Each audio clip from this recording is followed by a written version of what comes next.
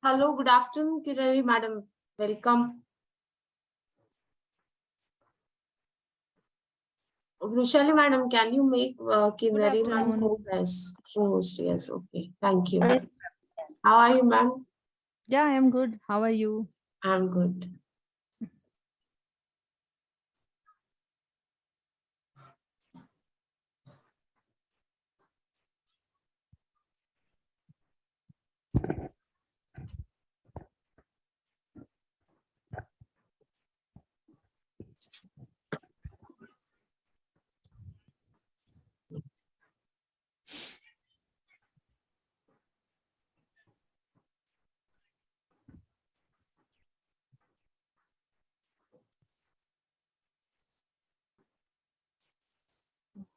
Madam, can we start?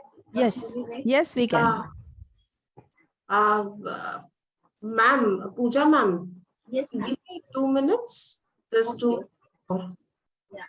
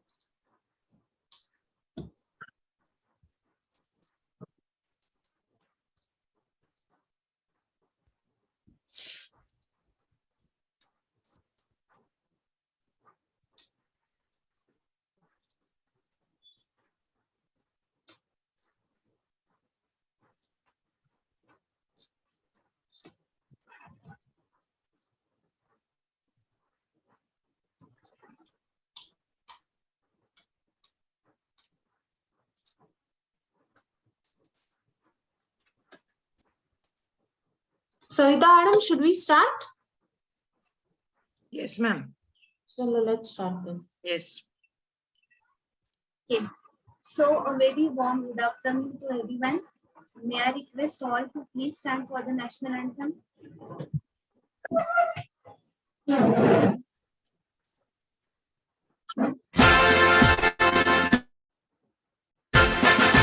Jana Gana मन अधिनायक जय हे भारत भाग्य विधाता। पंजाब सिंध गुजरात मराठा द्राविड़ उत्कल बंगा Vindhya Himachal Yamuna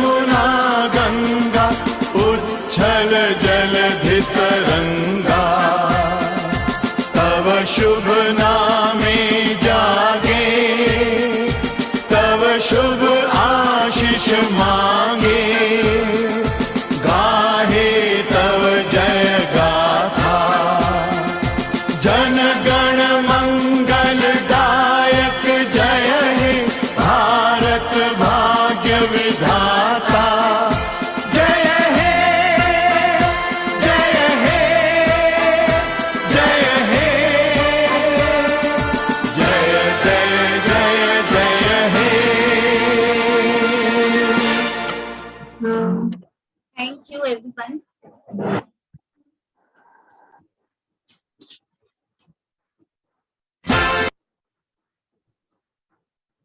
I, Professor Pooja from Department of Management Studies, welcomes you all for today's session. I welcome today's resource person, Dr. Kinnarry Thakkar Madam, and all of you on behalf of Bharat Friends Association, Bharat College of Arts and Commerce, Badlapur. Bharat College is continuously engaged in providing quality education and overall development of the students and the teachers as well. Literature is the art of discovering something extraordinary about some ordinary facts and saying ordinary words in some extraordinary manner. Confused, right now? This is actually happened when we start literature review.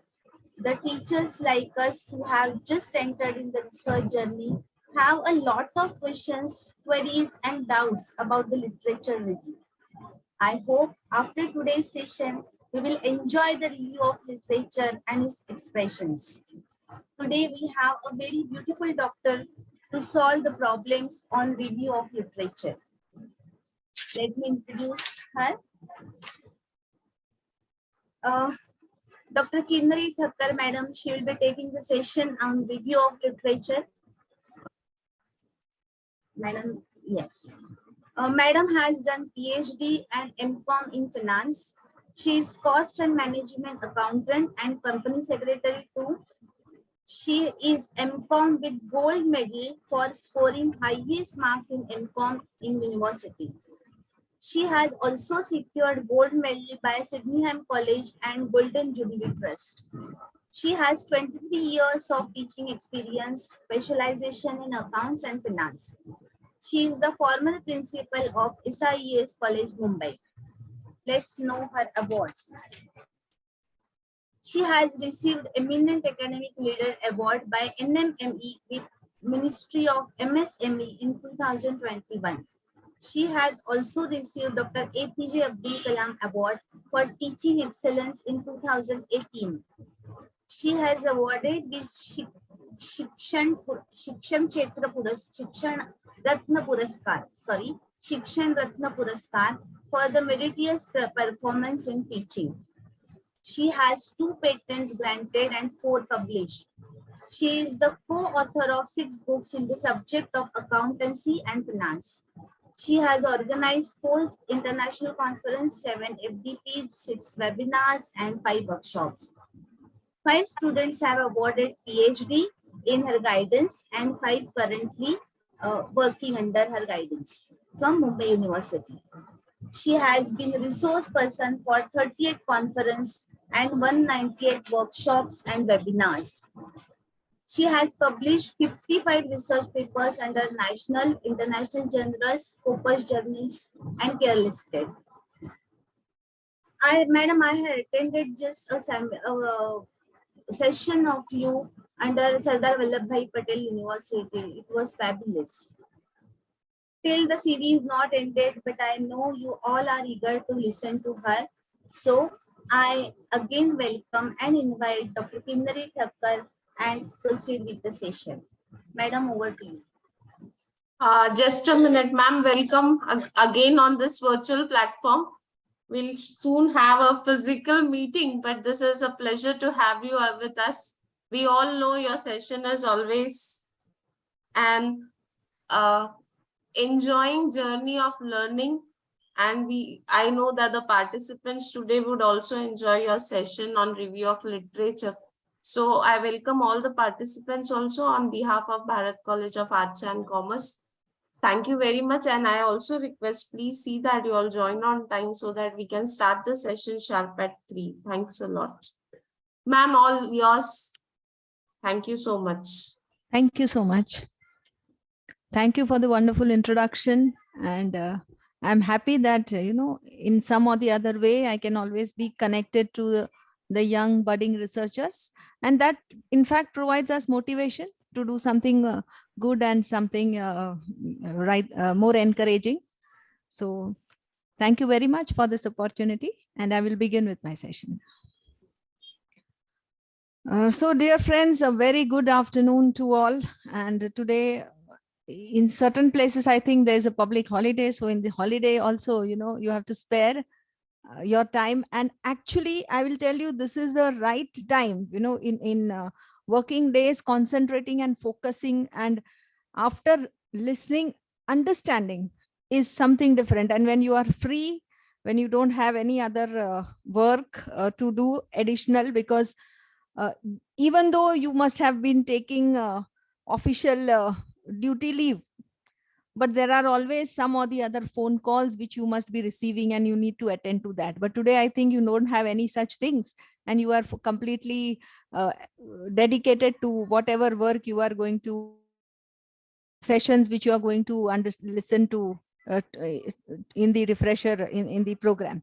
So I mean in the uh, research methodology workshop.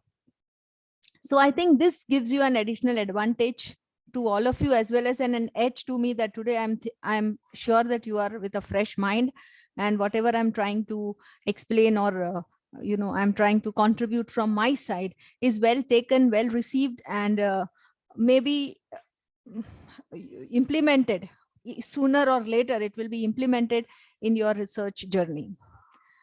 So let me start with what is review of literature. I'm not going to do review of literature in a very technical way. Technical by technical, I mean to say that review of literature, if you read from books, there is a typical explanation style, and conducting of review of literature, how it has to be done is explained. But I will like to focus on how actually in reality a review of literature is done. It's just not reading books and trying to gather information about review of literature. It is actually how you should do, and you will have small doubts, queries. You will have a lot of excitement, at times enthusiasm, that what books and what kind of articles and references will be or rather should be included when a review of literature is done. So these queries I will try to touch upon. And when you register for your research work, or you take up any project, or you want to write a a paper, every paper has its different style. When you go to ABDC journals, they expect a different style of review of literature. It is not the same as they expect in PhD. So you need to understand, every time you do work, you need to change your own strategy. You cannot be satisfied. You cannot satisfy yourself by learning once, okay, this is how our review of literature has to be done. Next time when there is a project which you take, they expect a different review of literature. If you apply for major minor research projects, not the university, Mumbai University or any other university research projects, those projects assessment is different. But when you apply for an funding agency which is giving you in lakhs, so these type of funding agencies like ICSSR, when you apply to those agencies, the review of literature which you need to be done is a completely different way. And journals where your papers are just of 5 to 6 pages, that time review of literature obviously will not have bulk of your proportion of your research work. So that time the proportion of your review of literature will be just 15% of your entire contents of the paper. So review of literature depends on where, when, and how you are presenting your research work, to which agencies you are presenting your research work, and the content, the proportion of the review of literature which you are presenting in your research considerably varies when it is a thesis of your PhD, when it is an MPhil dissertation, and when it is a research paper. So in all these 3 different types of research work which you propose to do, the proportion of review of literature also plays a very important role in identifying that your work is done, which is a satisfactory work. So now we will try to understand that how your review of literature work needs to be presented. I will just open the screen. I don't know why the screen is not being opened. Just open the screen in 1 minute.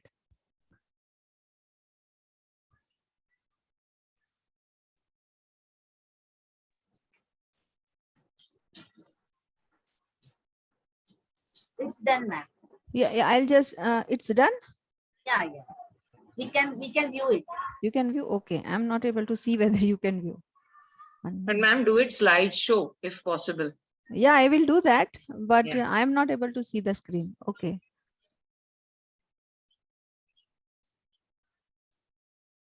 Okay. Still, you are not able to see it. No, I am not able to see that, which is You have open. to Yeah. pin it, yeah. No, that all I know. We have been doing this from years. The only thing is at times when we do it as a, I mean, slideshow, it does not. Loving, huh? Last also the same thing was happening.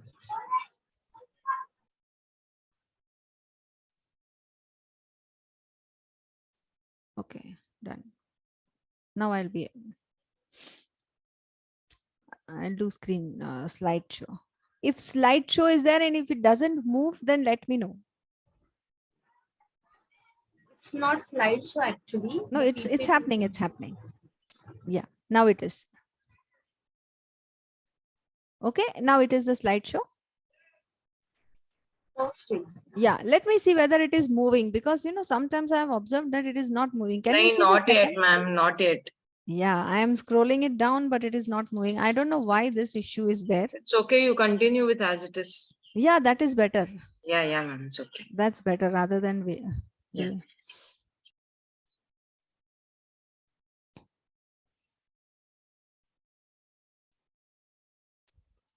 Okay, so we'll start with the review of literature. Before that review of literature, you need to understand what is the structure of the research paper. So these are the important contents or the structure of the research paper. Abstract is important when you have to submit a research paper. Introduction part will always be there in any of the research work. Objectives, hypothesis, review of research methodology, data analysis, scope for further research, conclusion, and recommendation. Now, when you actually try to start your first decide your topic and try to collect information related to the topic which you have identified, that process of identifying what work has been done by other researchers or other authors in the same field, that is called as a review of literature. So when you start writing thesis, the proportion of review of literature will be one full chapter. Normally, review of literature is given so much of weightage that it becomes in a form, the outcome of which is in the form of one whole chapter. So if you have 6 to 7 chapters, which we in our country we try to maybe 6 to 7 chapters we try to do for our research work, but in certain countries, especially in foreign universities, majority of the countries where research has been done very, very well,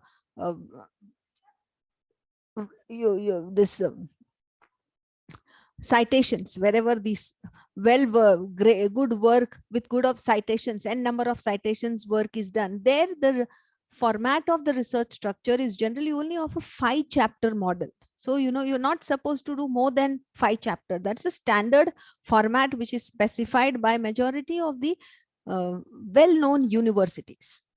And those 5-chapter models will include, first you have a introduction, then you have review of literature, then you have generally the profile or the other details related to what your research methodology, and other, including the profile and the statistics tools or models which you are going to tools which you are going to use, and the models, in case if you have come out with any models, what kind of what kind of literature we are using for these models. Okay, that will be the third chapter. Fourth will be data analysis, and 5 will be conclusion. These are the standard 5-chapter models, which is implemented across many reputed universities, well-known or reputed universities. Now see, when I'm talking well-known and reputed universities, these kind of words, I'm deliberately using these kind of words should be avoided when you are writing review of literature. So I've also specified that it comes under which category of statements, that certain categories of statements or certain kind of style of writing should be avoided when you are writing a research work, and when also you are mentioning about review of literature. So, let's understand that what is the proportion of review of literature in thesis. If you say 5 chapters, 1 chapter is review of literature, which means almost 20% of the work, 20% proportion of work should be dedicated to review of literature when it comes to the contribution in terms of thesis. Also in terms of major research projects. Major research projects and thesis normally have a very similar structure of paper, similar kind of contents needs to be followed when you are doing either of this. So 20% of the entire research work should be devoted to review of literature in thesis as well as major research projects. When you are doing it in thesis, you have to remember that in certain thesis, certain universities, certain thesis, all the kind of information, relevant information, related information, similar information is allowed to be included as incorporated as a part of your research work. But in major research projects funded by different agencies, review of literature needs to be very, very specific and up to date. Most of the time, they are not encouraging review of literature, which is for the sake of just writing certain information, gathering certain information and putting it in the form of the paragraph. It has to be, directly, specifically, and very systematically related to the area of your research work. Unlike thesis from various universities, the freedom of incorporating many other work which is not very directly related to your research area is allowed to be incorporated as a part of research review of literature. Now, how do you also decide whether this work is directly related and this work is indirectly related?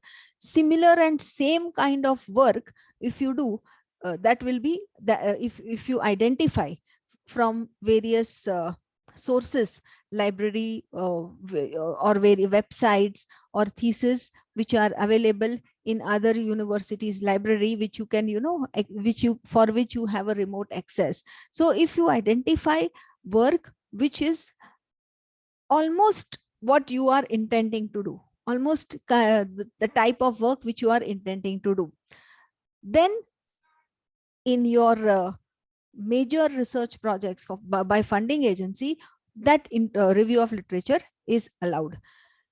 Indirect reference, indirect or related work means, now for example, I'll also give you example is what do you mean by related, unrelated, similar kind of work, etc. All that information I'll try to give when we are understanding the entire method or way of conducting the review of literature. But you remember that these are the obvious differences which many of you may not be aware that there are obvious differences, though the content is the same, the structure is the same, but the proportion for a thesis is 20%, proportion for major research project is 20%.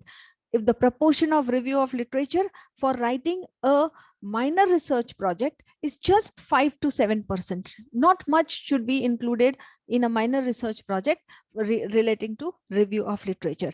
And for a journal publication of your article in a chapter in book form as a part of your chapter, or as ABDC or any other journals, peer reviewed journals, that has to be just in the form of half a page, because almost it has just 4 to 5 pages.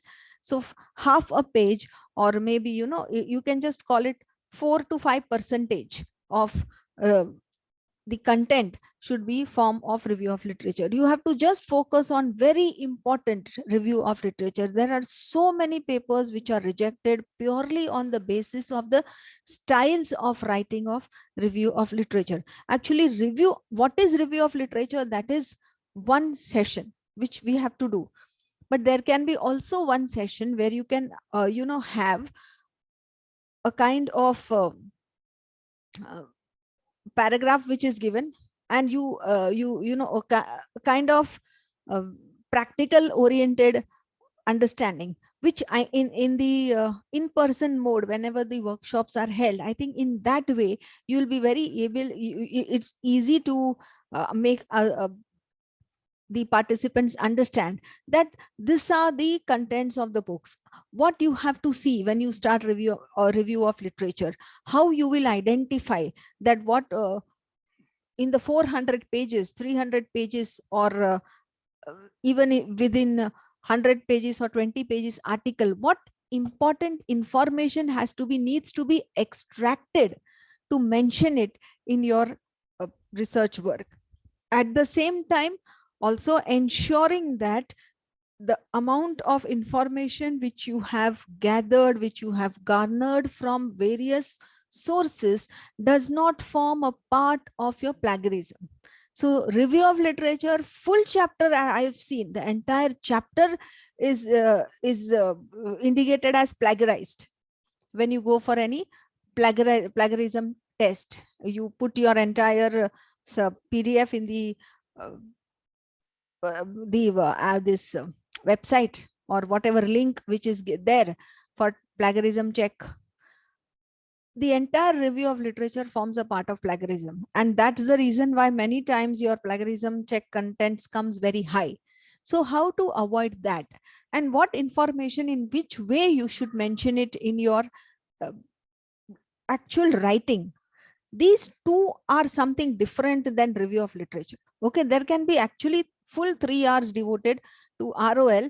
One part will say what an ROL is, how it has to be done, what are the different phases, stages, etc.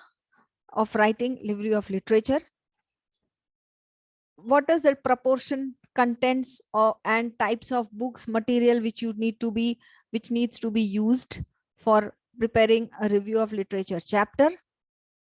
That all will be in first part. Second part is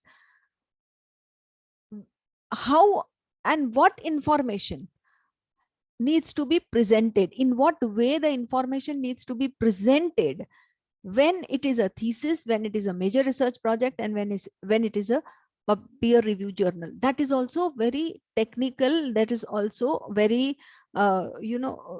very minute, but very, very useful information, which everybody, you can actually do certain work on your own also. But if you start reading, it may take you hours, months to understand how your review of literature is done. But if a good session is conducted on explaining you about the second part, which I'm telling, writing a review, by way of giving them some kind of work, and making all the participants write in their own words, and one-to-one discussion. So if there's a group of 30 or 40, we may have one-to-one discussion or about how a review of literature has to be written. So if that is explained, I think then you may have, you may be able to sharpen your skills little faster than gaining it through experience. So sometimes, certain sessions really make you sharper in understanding, as well as in imparting knowledge also, when you yourself become a resource person in the later period of time. So our review of literature, I will start with different stages of review of literature. Now, when you are writing your thesis, the first thing is first you decide a topic. But while deciding a topic, you have to ensure that these topics are not done, this kind of research work has not been done by somebody else in the past. Same kind of research work, okay, similar works will be there, but same kind of research work should not be done by others in the past. So how you will find out that? Obviously, for that you will have to read lots and lots of things which are related to your research area, and that is called as review of literature. So for deciding a topic also, you can say, if you say that I have decided a topic, what you made you decide the topic and why this topic, and what you felt that there's a research gap.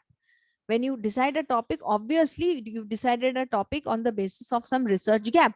Gap means there are certain unanswered questions, certain certain methods, additional methods can be incorporated, or some new solution can be suggested for a particular problem. So these are the reasons why you are identifying a topic, and which combined with your curiosity, of course.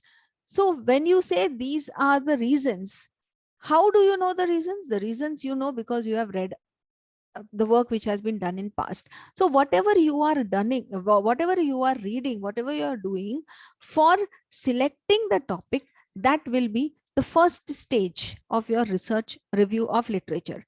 And that stage one is called, stage one is for preparing research proposal. Then your topic is identified, your registration process is done, your major research project is accepted. Once that is done, you will start doing your actual work. That time when you write review of literature as a part of your thesis chapter, that is a second stage. So in both these stages, your focus should be completely different. The first time when you choose a topic, the depth of your reading is not as much as when you start writing review of literature.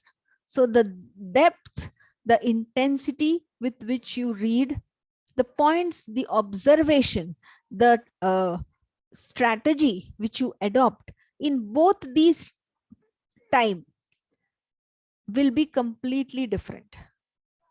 Obviously, you will not focus in research 100% knowing the research methodology when you start your identification of the topic. So review of literature has two different stages. First stage is to identify the topic, that is enables to identify the research gaps. The second stage is at the time of writing. The main purpose is to get a comprehensive background of the research topic. It plays a pivotal role in gearing researcher towards the right direction. So everything is focused mainly on research gap. For stage 2, you have to understand that it's a very rigorous approach. It is done to identify the variables and methodology used by other researchers. It enables you to answer highly structured and specific research questions. So here your focus is not on highly structured questions. Here your focus is just to gear in a right direction.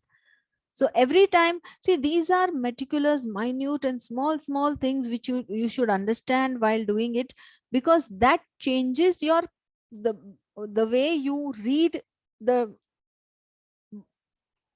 whatever literature you have, articles, books, papers, etc., journals, research, whatever. At the time of reading, you have to decide that if I am reading it more in identifying the questions identifying something, some variables, some methodology, then at which stage you are doing, that is important. If you are doing it for the second stage, then you need to follow all this. But if you are just doing for the purpose of identification of gap, then you did not collect information on variables, on methodology, etc. in detail. In detail, you can just see that these are the research, this is a technique which has been used, this is a variable, that's it. But you need not collect information in depth about the research models, methodology, variables. Okay, so first you have to see that which stage you are doing for the research work. It depends, the stage will give you will set focus.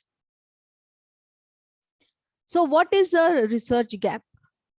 Research gap at times, maybe you know that there's some questions which are unanswered, some theories for which you may have more may have a different type of way of solving any problem which you see. So you need to identify a gap in your research work, without which your work, your final outcome will not have recognition. It will not be acceptable, it will not be a recognized work, it will just be one work which is lying on the shelf. So you have to decide where you have to stand with your research work. It is important to establish what you have based your study on, offering both a logical and social justification. This is what brings your work respect and attention of others in the discipline. So why I already explained that you need to extend your knowledge. You may have some other different solution, etc., for which you are going to do research. Okay, so this all means almost the same. It means developing an argument about the significance of your research and where it leads. So what is to be done? You have to bridge the research gap. I didn't do review of literature to bridge the research gap and just not reinvent the wheel. And to do this, one should acknowledge the work of others in the relevant research areas and justify your study in terms of a knowledge gap or a need for the research. Acknowledging is important. Acknowledging will help you in saving yourself from plagiarism.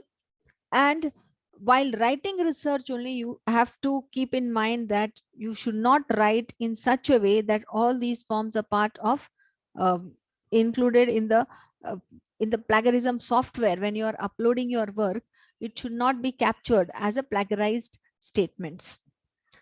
Establishing this gap is most usual way academics move from general context of the research to the more specific context of their own study. So from general to specific movement should be done for identification of review of literature.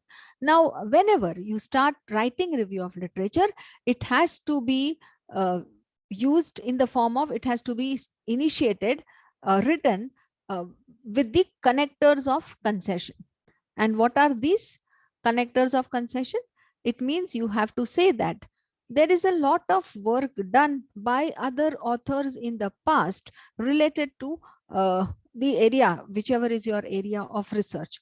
However, there is one question which still remains unanswered, and the researcher will, the intention of the researcher or the motive or the purpose of this research is to ensure that these unanswered question gets a different solution, or maybe a different outcome is expected from the various information and data collected and analyzed by the researcher. So you have to include connectors of concession to give focus, to emphasize, to to provide a kind of conviction for your research work. So you can start also use the word while many researchers, authors have focused on so and so work, there are certain questions which needs to be answered. So like this, you have these connectors of concession. Okay. So you can use but, yet, despite so many contributions, despite so much of so different outcomes or solutions provided by the past authors, by the authors in the past, there is one question which remains unanswered, and this is how you can start your work. Although in spite, so to be give you give more emphasis or more weightage, or make your research more impactful, you can use these, you have to actually use these kind of connectors of concession. You should also ensure that while writing ROL, avoid sarcasm. Do not unnecessary create any kind of post, write any kind of information which has sarcasm. You have to be more specific, and you have to be more clear in your work, rather than trying to show a critic for others. Also avoid paradox statement. Paradox statements, yeah, when the statements, they are impossible together. Certain kind of statements which you feel they are not possible to do at the same time, or seemingly contradictory statements. So if you feel that something which is contradicting each other, certain kinds of that those types of statement also you should try to avoid. Oxymorons, opposite statements, something which has a meaning where you have contradicting same thing, opposite meanings are used in the statements. Those kind of statements also need to be avoided. Like, it is almost exactly equal to what is the work done in the past. Now, what do you mean by almost exactly equal to? Either it can be almost, either it can be exactly. So these kind of language you should not use in your research work. Then when you say pleonasm,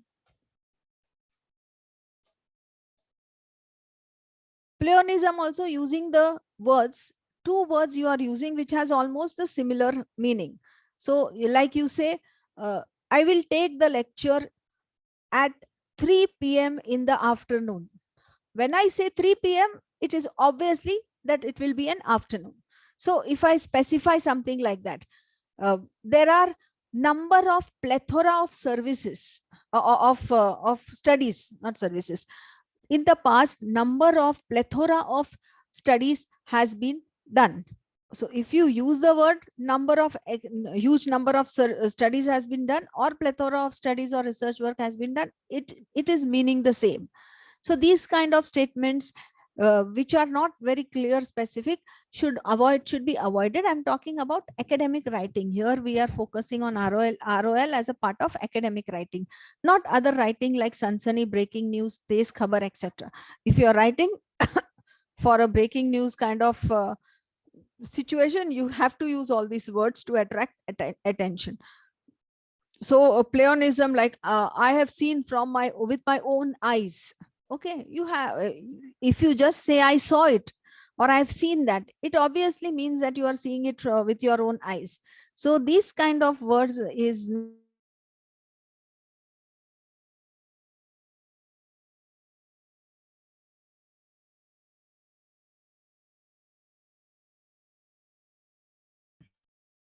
and last is tautology. Same thing you are repeating twice. Again, you mean to repeat the same thing twice in different words. So these kind of statements also you have to avoid.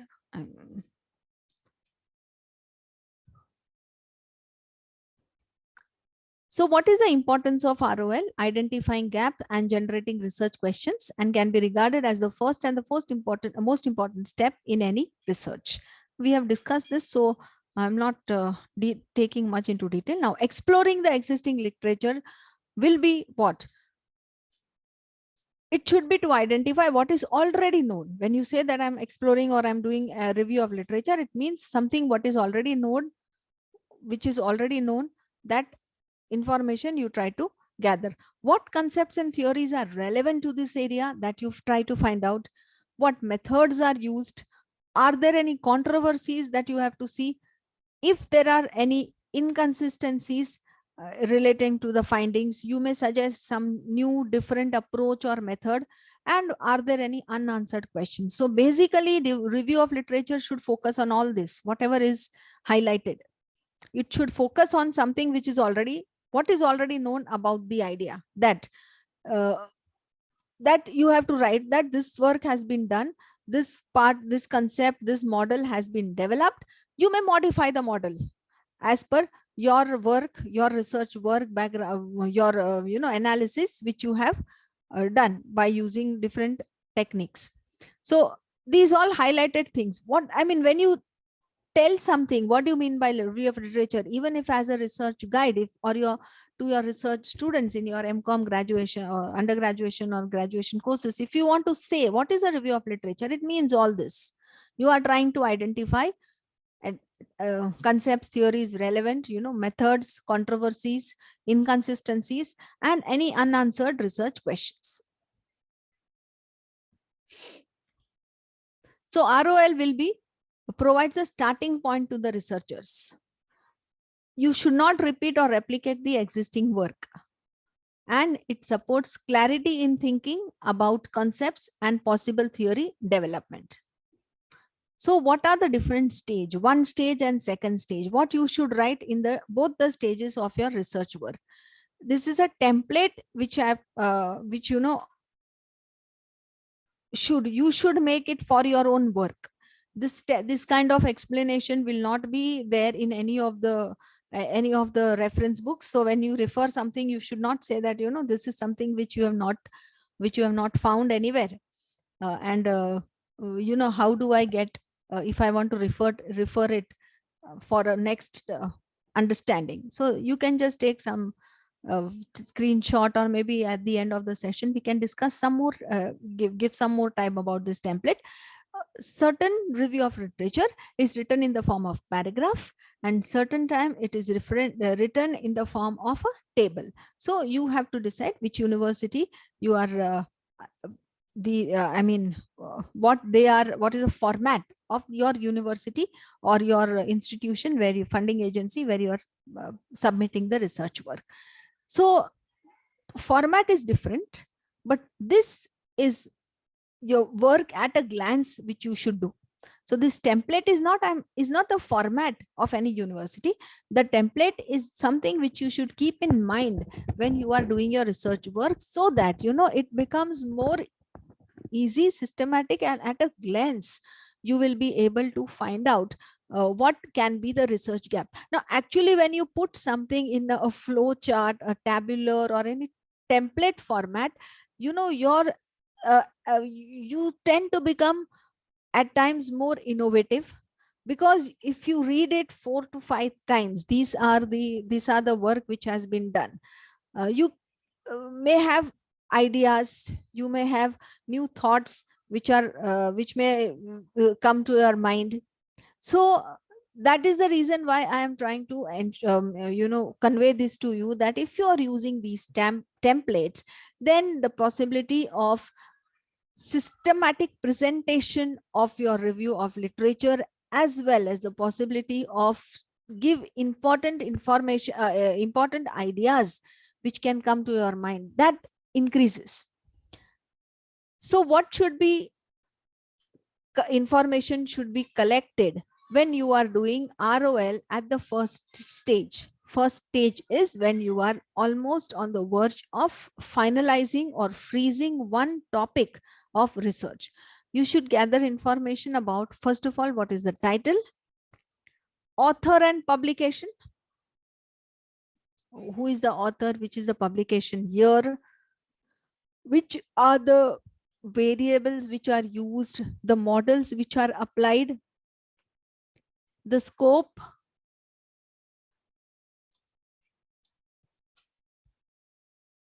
duration, and findings of the work. And if you are using certain direct statements, then you use superscript, mention the statements, and after you using the superscript, you can just put it as a part of your reference. So at times when you are using the direct statement, you ensure that you are doing it in some form where it can be identified clearly that you are not using any plagiarism. I mean, you are not using anything without mentioning about the source from which you have taken direct statements is very important. As far as possible, avoid direct statements, but in certain cases you have to write the definition. In certain cases, you have to write certain important concepts which have been understood by others in exactly the same way. So paraphrasing that is not advisable. Not that it is not possible, but paraphrasing that is not advisable. And it may happen that if you paraphrase that, then the entire purpose of that will be changed. The purpose will not be served. So that's why you should use it in the inverted commas or superscript and put it as a part of reference. So from the above table, you can identify gaps in the terms of scope of study. So identifying gap can be so many. It can be in so many different forms. It can be in the form of scope of study. It can be in the form of variables used. Certain variables which were used is different, but now it is different. For example, earlier banking was performed only in person. You had to actually go there. Then banking was on internet. Okay. The difference variable in the different variables you may have used when you want to see the perception of consumers for banking. So earlier the perception in that the variable was different, but now when the internet banking is introduced, your variables will considerably change. The study remains the same. The study can be the same, but the variables will considerably differ. And then it is mobile banking. After mobile banking, again, your perception, if you want to know, the perception remains the same. The consumer satisfaction remains the same. Everything, the title of the study may remain the same. That in person also, you want to check the customer satisfaction of banking services. With internet banking facility which was initiated, you can check the customer's perception about the banking services. And with mobile banking also, the study is the same, but the variables changes. Now the entire bank is everything can be done immediately only on click from your mobile phone. That almost all banks have done that. So there again the variables can change. So variables of the study is one important the one important method through which you can identify the gap. Now integration of technology with almost all the kind of discipline. Every discipline you are integrating technology. Education is this itself, you can see virtual programs is organized. So that is also education integrated with technology. So every time your variable will change. So every time, if you think that there are certain topics which has been done by others and which you have a lot of inclination to do similar kind of topic, it does not mean that you are copying doing the same thing, repeating the same thing. No, it's not like that.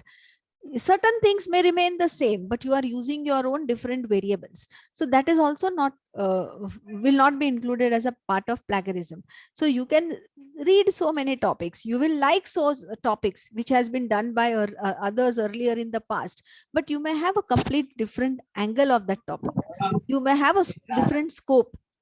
You may have a different variable. You may come out with a different model. So all this is, you can put it as a research gap, and whatever you are doing for the purpose of bringing a different outcome or giving a different solution will be your final outcome of the way in which your research gap is filled. Bridge that research gap. How do you bridge that research gap? So once you, in this format, in this template, imagine you have read 50 to 60 books, articles, journals, etc. 50 to 60 literature. In all these 50 to 60 literature, in one column, if you see different variables, in one column, if you see different kind of scope may not be in terms of always duration, period, etc. Scope can be in different, scope can be also in terms of the geographical area, whatever, in the terms of the time period for which the research work has been done. At a glance, if you put this, you can have permutations and combinations of various variables for a different study. So this will enable you to understand where exactly a different new solution, a different question can be, research question can be identified, a different research gap can be identified, and you can have a maybe a different idea of some other work in future you like to do. So this presentation will not only help you in understanding the work which has been done by others, but it will take you towards various, it will improve the way in which your thought process, your process mind will start processing, looking at different models and variables, and you may have a possibility of some other variable or some other model which you feel fits more into your research work. So basically it is just to ensure what you have to do. At the same time, when you are reading, you put it in such format that helps you in fine tuning your fine tuning your understanding method and your thinking. So what to do in stage 2 review of literature? In stage 2, you have to read specific parts in the articles in your field of study, very specific, which are related to your work. Most suitable ones by measuring the value and finding out how influential they are. You have to examine the parts which include introduction, the saying, the sentence or two about the reasons why that research is done. You have to examine the conclusion, suggestions for future research section, and this would point readers to areas which lack investigation or which needs closer examination.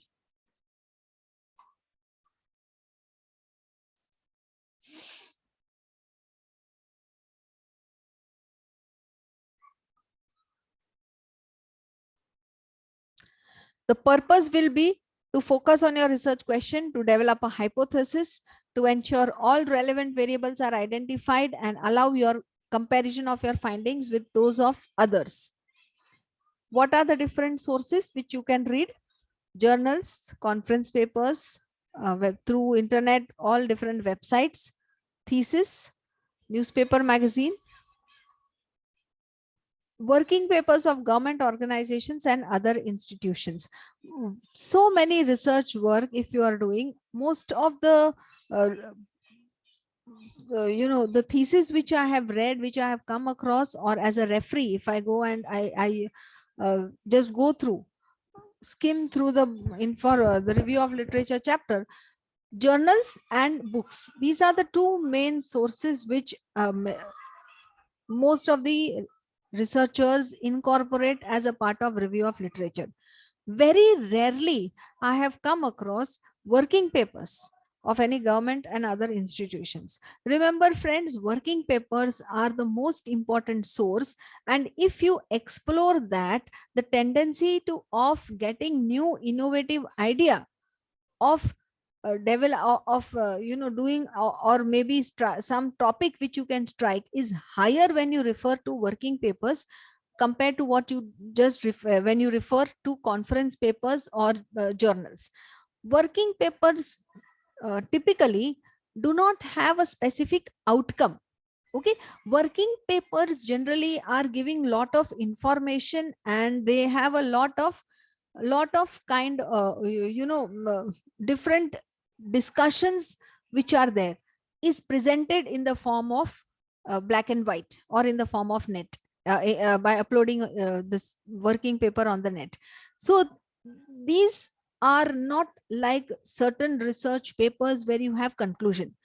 In research papers, when you have conclusion, sometimes your idea will have a comma, or a full stop, that okay, this is done, that work. So it will not uh, give you that um, that instinct of uh, develop, something where your mind, your flow of ideas and thoughts enhances more when you read working papers. In thesis, you just read, you check what methodology, what research data analysis you have used, and these are the conclusions. Working papers, since there are no outcome, which majority of the time if you read, outcomes are not given, final here when you see the last chapter is suggestions, recommendations, and conclusion. So your thinking level, your process of thinking stops. But in working papers, because information is given, certain points which needs more deliberation, that is provided. You read a working paper of any big four. Any big fours generally come out with lot of working papers. Government organizations and institutions like chartered accountant institutions and all, they come out with lot of working papers which are uploaded on their respective websites. So that is, I think, more strong source, a solid source of giving information or giving idea generation and enhancing your innovative skills in maybe coming out with some new topic, contemporary topic, not the topic which has been done by earlier others.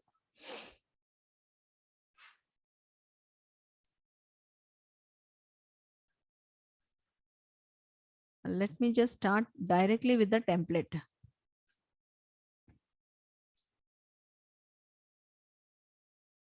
So this is how the writing of literature should be. It should start with introduction, identification, etc., and followed by the main body. What verbs are to be used while writing review of literature? The verbs which are to be used are to determine, sorry, no, not objective. The works which has been done by earlier, it can be written in the form of analyzed, examined, determined, like X determined how, or what is the perception of customers in using mobile banking. So customers perception or customer satisfaction of different banks, private sector banks, public sector banks. Nowadays there are so many different options are available. There is just one app only for passbook. In certain banks, if you see, the app is only for passbook. There's one app which only will provide you information about the FDs which you have taken. It's not a normal banking app. I don't know whether you have tried it or you have experienced it anytime, but wherever my bank I have an account, they have different apps. For loans, they have a different app, not in the app, the different place, not that. I'm talking about altogether different apps. Hello, Yeah. ma'am. Corporation Bank had this thing. Even now, so many banks have started that. So, perception, like suppose if you want to go for a home loan, or if you want to go for repayment of loans which you have taken, and when you go for home loan, they ask that this is the loans which you are eligible for, etc. But for that, you need to provide the bank statements 3 months, etc. Just go to the bank, app is opened, take the PDF, mail it to you, and then mail it to the concerned person. So it's so easy and it's so user friendly. So you have to say, while writing all these review of literature, when you are doing all these consumer satisfaction, perception, what variables are to be are used, what kind of models are developed. So while writing everything about that, you can say you have to write in this way: author X or Y studied the consumer's satisfaction level of various types of of apps, applications offered by this bank. Actually, this also you can be a part you can do as a part of a study. Various applications offered by different banks in for different, for satisfying, for as a solution for different needs, whatever consumers needs they have. So you have to put it in the book review of literature in this format. The authors determined, the authors evaluated, compared, studied, identified, suggested, presented, etc. Template of review of literature for stage 2. Stage 2, we will focus more on conclusion, hypothesis also. Stage 1, we did not focus more on conclusion and hypothesis, whether it is accepted, rejected, what kind of hypothesis was used, that we were not presenting. First part remains the same: title, author, publication, objectives and hypothesis of the book, chapter, or the entire journal which you are reading. The variables and the models used, that also one column for that. The scope in terms of geographical, time period, or in terms of certain other scope, if it is if mentioned in the literature which you are trying to review. Conclusion, hypothesis, accepted, rejected, etc. So you have to use you have to gather information about all this. In a tabular format, you can present it, or you can present it in the paragraph format, depending on your university or your institution. This information is converted into a paragraph form and in written in the chapter as review of literature. Following points can be included in ROL. The variables used by researcher, which are the variables? Gender, education, familiarity with internet, etc. Whatever variables you have. The test, statistical test. If there is any relationship, then what kind of relationship? This is an example of how you write your information which you are important information which you have collected for review of literature. The area of the study, the period of the study, and the conclusion. What is the final conclusion that has to be mentioned when you are writing in the chapter form about review of literature? For 1 minute, you can just read through this.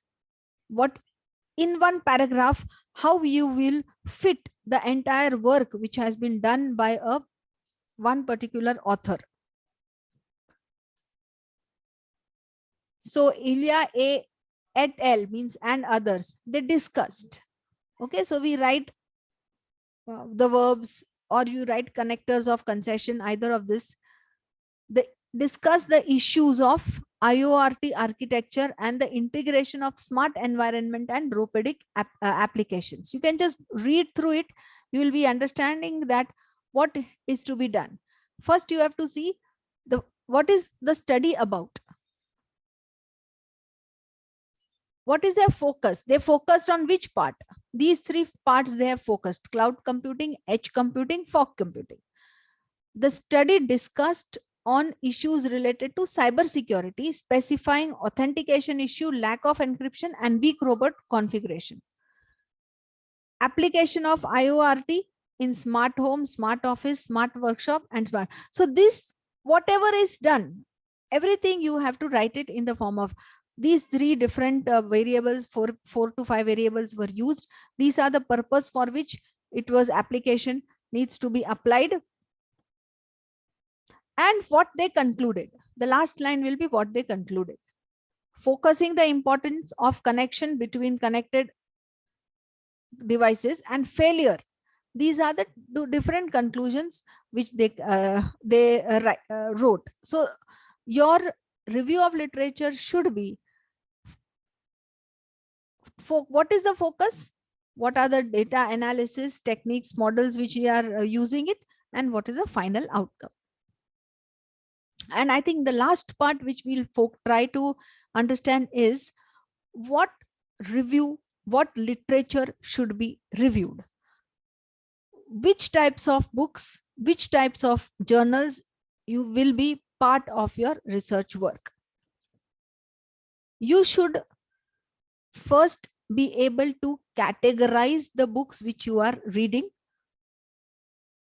While categorizing it, you can categorize it in first, in maybe as number 1, studies involving broader aspects. Number 2, studies involving researcher related aspects. And number 3, studies involving similar aspect.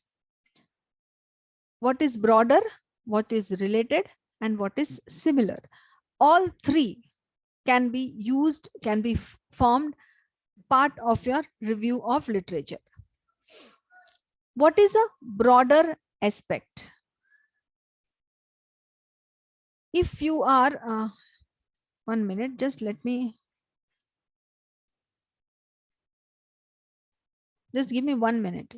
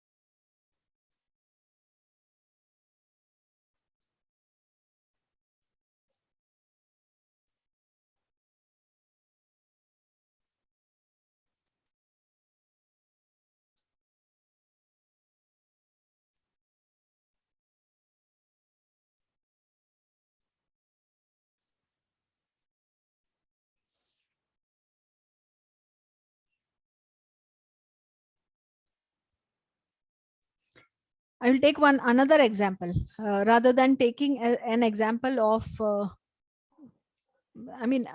general example, which I think you'll be able to understand more.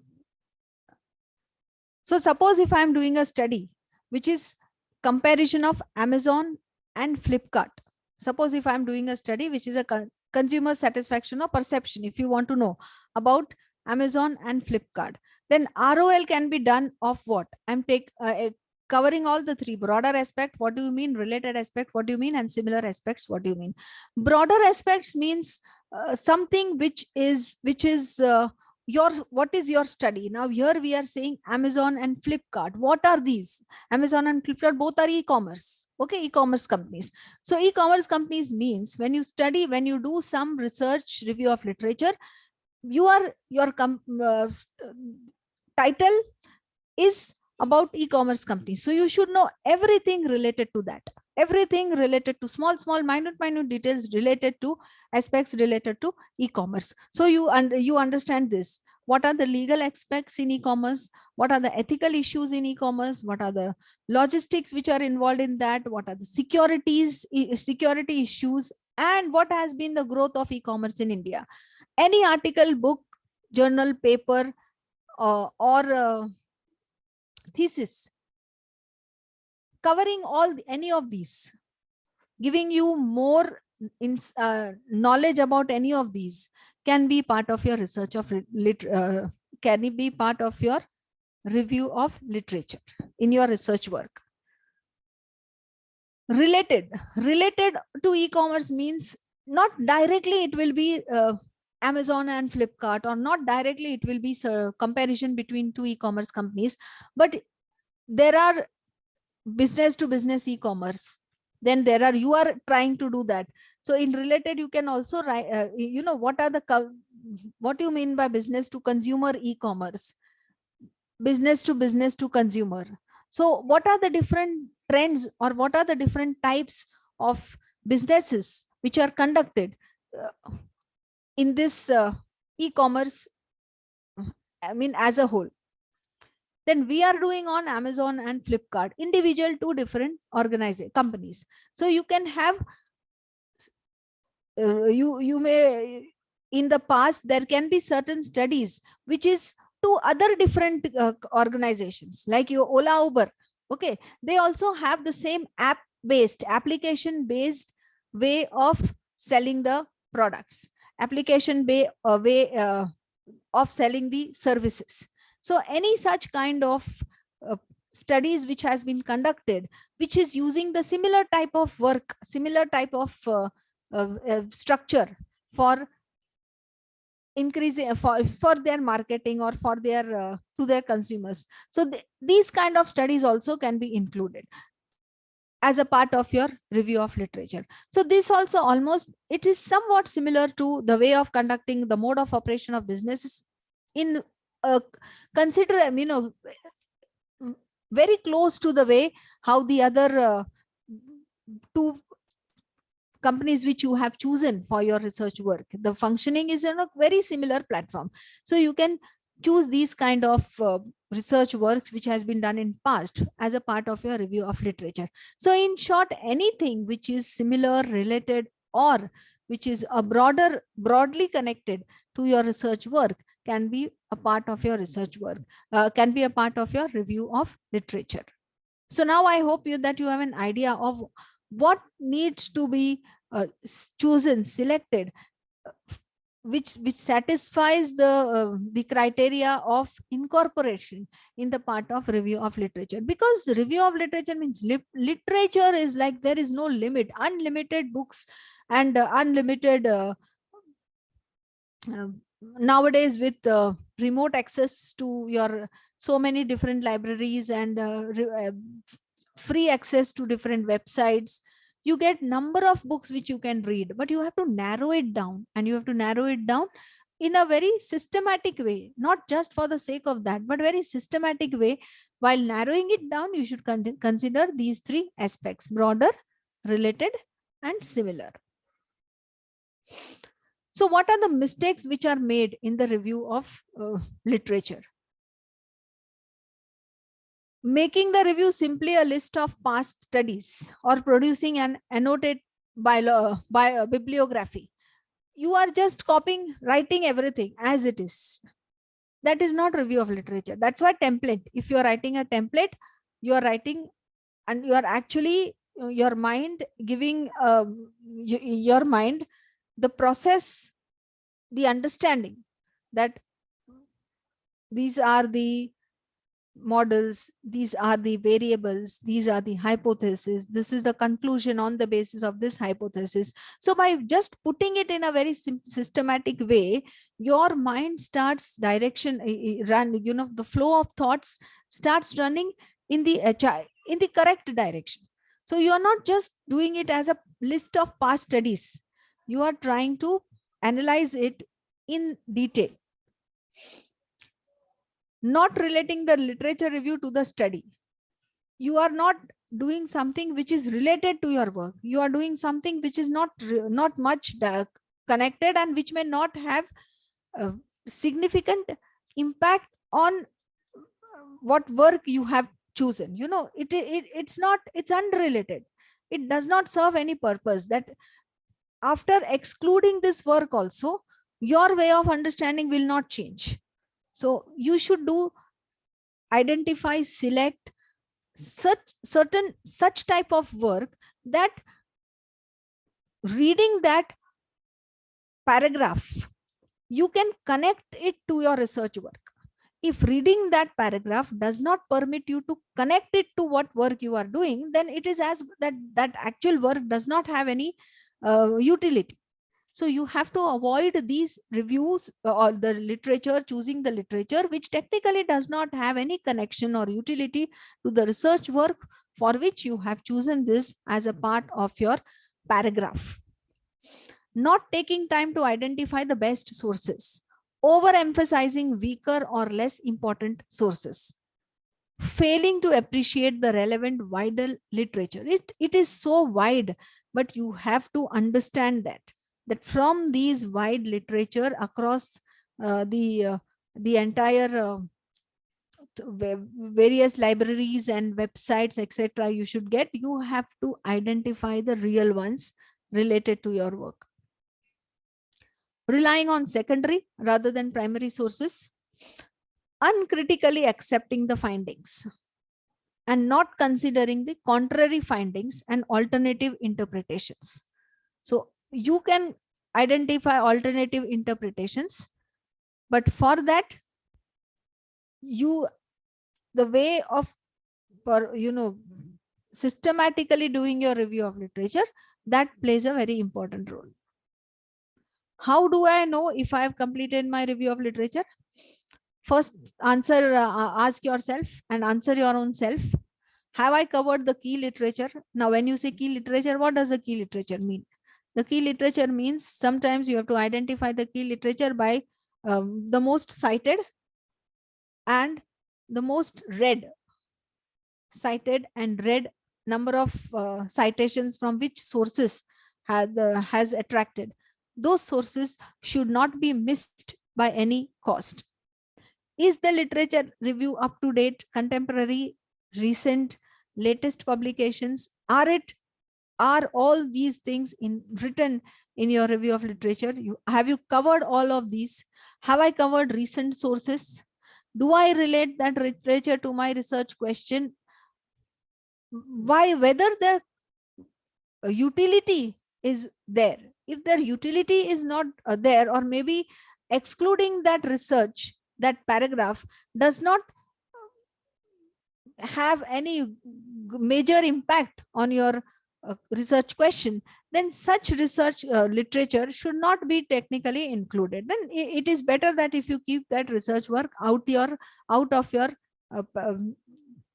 number of works which you are trying to present in your review of literature. Have I included literature that contradicts as well as supports my viewpoint? Both type. You have to include everything. The one which contradicts and the one which supports your view. Have I produced a critical assessment rather than a descriptive review? So descriptive review again has less importance, and critical assessment may be able to give you more idea. Have I organized the review in a logical and a coherent structure rather than simply producing a list of literature? Have I identified the gaps in the existing literature? Does my research question emerge clearly from the literature? That is very important. It has to be clearly, emerged from the literature which you have done.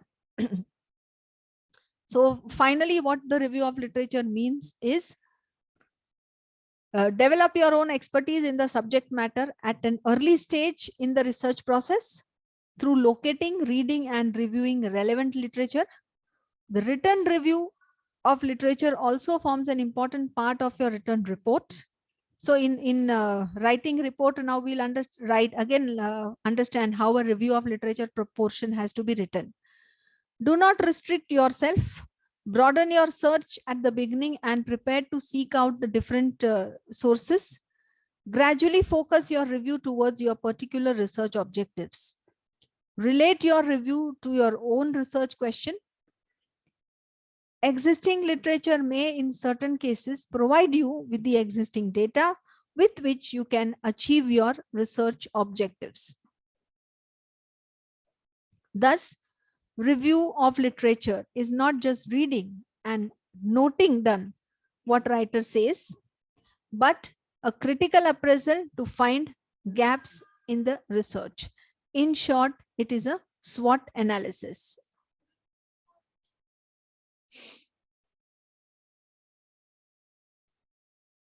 So I think with this, I will end the session, and hope that you continue with your good research work and say no to plagiarism.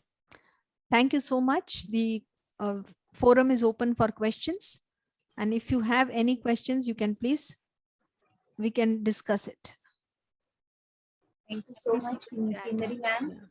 Yes, It was really very helpful, informative, and the templates that you showed really will help us to find out the gaps and systematic presentation of the literature.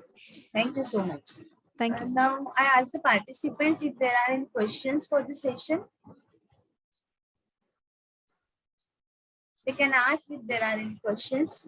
Otherwise, we'll take a 2 minutes water break and we'll be back exactly at 4:30. Please don't leave the meeting. Huh?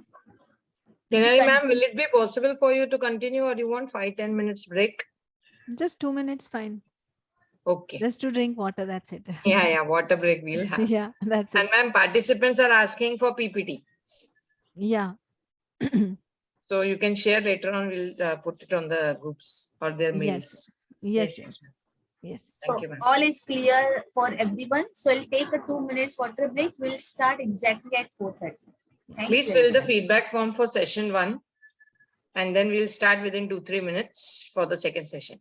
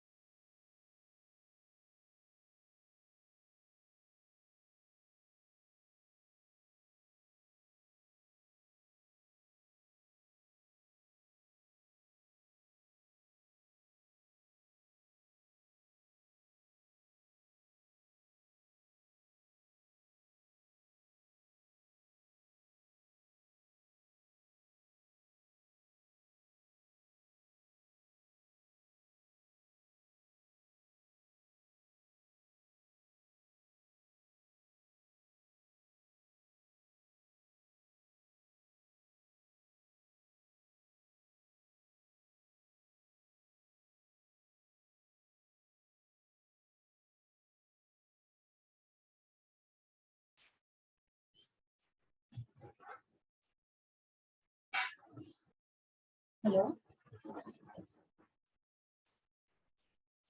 Yes, Pooja ma'am will be starting. Let ma'am join. Okay. Because continuously talking on these dry subjects, it's difficult. Yeah. Sure. Yeah, ma'am has come. I'm there only. I did not go. No, can we start again now? Yes, we can. Yes, Pooja ma'am, please. Yes. So we'll be starting now with the second session. The first was all the answers were ma'am, which were arising in our mind, the questions arising in our mind. Thank you, ma'am. Now over to you for the second session on the same topic, the review of literature. Dr. Kinnarry.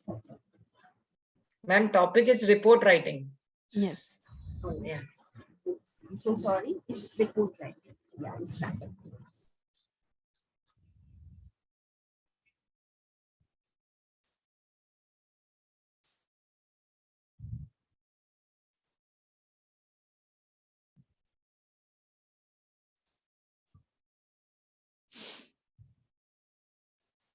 Okay, screen can be seen. Yes, ma'am. It's visible.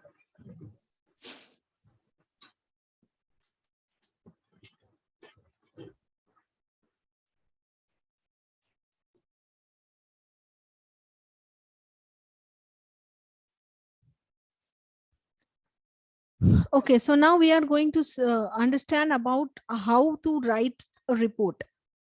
Actually, this review of literature and report writing both is writing of whatever you have, technically read, and whatever ideas you have in your mind.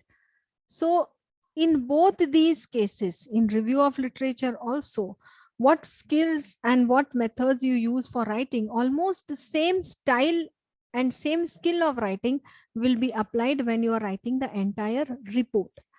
Here the report means you are writing the outcome of your research work. Outcome also has to follow various stages. You just cannot directly jump to the conclusion or the final outcome.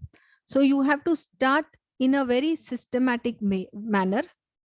Either you start in a chronological way of writing report, or you can start in a logical way of writing a report. Both, which style you are adopting, which format you feel is more relevant to the work which you intend to do, that you have to decide whether it has to be a logical way of explanation or an chronological way of explanation. Depends purely again on your research title as well as your research objectives, how to present. So we have to write a report, and writing a report is the most important form in which you communicate to the others. It is a form of communication to the others that what you have collected, what information you could, what you have reviewed, what analyzed, and what are your ideas, your understanding, and your suggestions and recommendations related to the research work. So research report is an integral part of research process. Research report involves inductive work in the process of writing. A research report technically includes the purpose and the scope, along with the introduction, the objectives and hypothesis, the methodology, findings and limitations, conclusions and recommendation. You can start with logical analysis of the subject matter, the outline of your work, the rough draft, the final draft, and has to end with bibliography. In the last time, same like review of literature, you should avoid all these terms while using your research, while writing your research report. That is sarcasm, paradox. I'll just give you 1 minute to go through this slide because we have already explained it to you.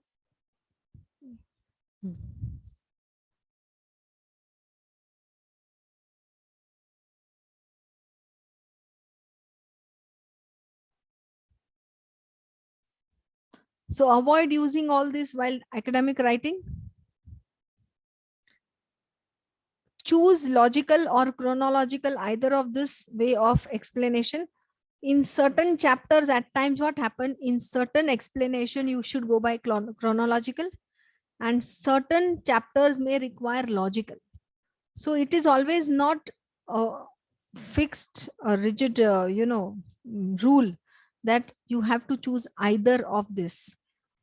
You can choose at times combination of both for writing a research report, because certain chapters, like some chapters like introduction, you will have to go by chronological method. You find that chronological will help you understanding the introduction, the base, the fundamental, the background of the research topic. Some topics like review of like the review of literature, chronological may not serve the purpose. In writing review of literature, logic supersedes the chronological style of writing. So in that case, adopt logical way of explaining the subject matter. So you explained about how, what is the basic introduction of the topic, and these are the authors which they have done work in these areas. You can opt for chronological also, that this year this author had done this kind of work. But I feel in review of literature, logical always is more can give you a better understanding while you are writing the way the entire concept, the subject matter. So obviously it is in your your decision to choose either of this. For topic like data analysis and collection, like that is purely primary or secondary based, that will not have any of these logical or chronological style of writing. And of course, suggestions, recommendations are also of present analysis. So of course, this also will not include any logical or chronological style of writing. So you have to choose that. Then while preparing the final outline, you have to have a microscopic review of all important head points, like to identify the logical flow of work. So when you are presenting your analysis, when you are presenting your work, your secondary, primary sources, information, data, whichever you have gathered, you are analyzing that. But for analyzing that, you should convey the reason for choosing this topic, the reason for your you have to convey the gap which may help the work which you are doing will help to bridge this gap. So for that, you should convey your research gap. So all this you have to first go by the logical way. All this you can explain it in the logical format. Citations, you have to ensure they are properly recorded in your research report. So while writing report, first we have to focus on whether the entire concept has been logically conveyed to the reader. Like even if you read a novel, at times you feel, if you don't find the story interesting, if you feel that the topic have been just changed, there are so many characters and all these characters have actually no role to play with the final mm, story. You tend to just close the book and keep it on the shelf, and advise others also do not use. So you should not make your writing such that a reader is not knowing what the person is reading.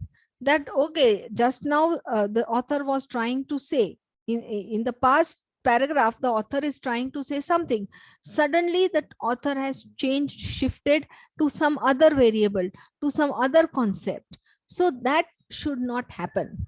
And it is not really easy to make the reader read the full thesis with the same level of interest. I really feel that your research you should try to put in such a way that the interest is created by the way in which you have tried to explain the work,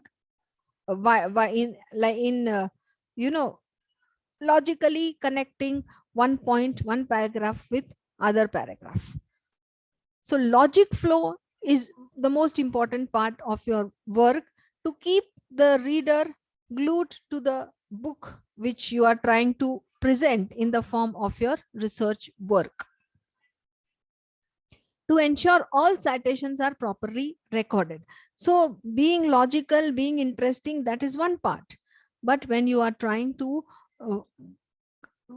write in a book, when you have reviewed different sources, you ensure that you are citing it properly. That is the very, very critical and a crucial part of your work, that whatever you do, whatever you, statements, direct statements, variables, models, which you take from the other any other author, which you use it from other authors' work, you need to cite it very compulsorily. Graphs and figures prepared whenever required. So while preparing a report, if something can be easily depicted in the form of a graph in a tabular form, that should be given first preference, followed by the explanation of that. To check whether chronological numbers are assigned to graphs, figures, headings, and subheadings, any research, that is a normal format. I think you pick up any thesis of the university which you are affiliated to, and you will get the format of the thesis, how it has to be prepared. When you start writing the research paper, download certain papers of that research journal in which you are planning to publish, and you will be able to understand the format and in what way the report has to be written. That is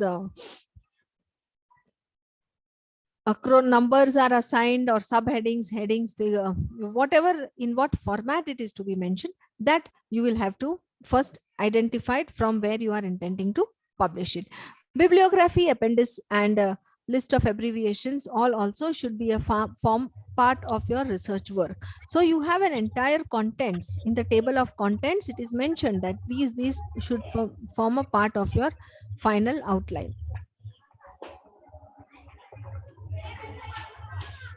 Rough draft. It includes logical connections of the subject matter. Draft will include whatever contents or all the contents of your research work, starting from introduction to recommendations. In all first draft which you prepare, everything has to be the contents which I have explained, that all has to be mentioned in the rough draft. Preparing numbers, tables, diagrams, etc. also needs to be presented in the rough draft.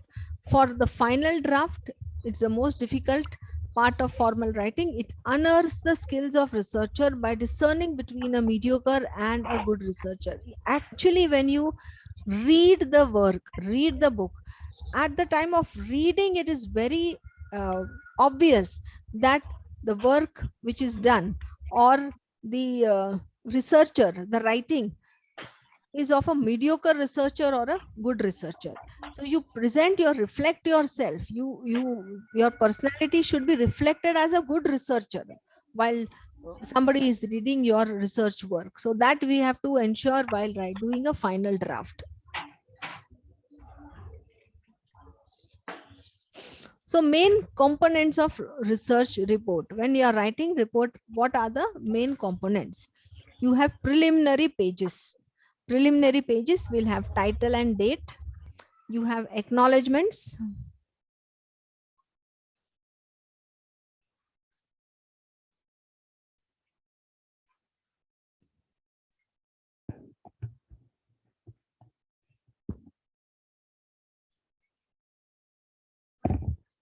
Video.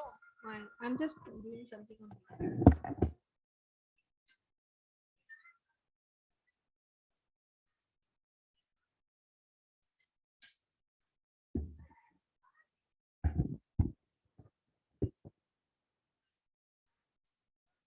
Where is that screen?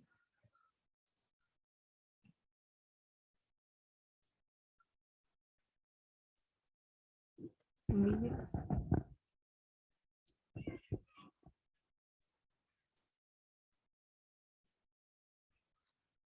So you have preliminary pages, you have main text, and you have the end matter. Preliminary pages may what you have to write is title and date, the acknowledgements, that is preface or forward, the table of contents, and the list of tables and illustrations. Every table which you have prepared, figures which you have drawn, the figures which you have pasted or is a part of your research work, all should be in the preliminary pages. So these are the three main components of your research report. Then main text, 7 sections from introduction to conclusion. It can be not 7, 5, 6, whatever sections. So generally it will be generally it is a part of 7 section, unless somebody tells you to combine 1 or 2 sections. Maximum what you have is to combine 1 or 2 sections. So you have main text as it's not 7 chapters. It is a 7 sections of each research work you have done. End matter, the appendices should be enlisted in respect of all technical data, questionnaires, sample information, mathematical derivations, and you also have synopsis attached to that if it is a PhD thesis. So in case of minor major research work, there is no need to attach any kind of synopsis like this, but for major research work, mostly the papers which are compulsory mandatorily to be published in major research work funded by from the funding agencies, you have conference which you have to attend, you have to organize, and you also have to publish papers. So whatever work you have done during the course of your this granting of your funding which has been provided during this course, whatever work you have done during this course, you have to attach all that in the form of in the end matter. So that is exceptionally for funding agencies. For thesis questionnaires which you have maybe converted into different language, vernacular language, as well as in English, all questionnaires and all other appendix related to the data should be attached. Now, what is the preliminary pages? What you have to include in that? First is title page, preface, acknowledgement, contents, list of tables, list of figures, glossary, and list of abbreviations. Whatever terms and whatever definitions you have used for your research work to be explained in the glossary, your technical definitions which you have used.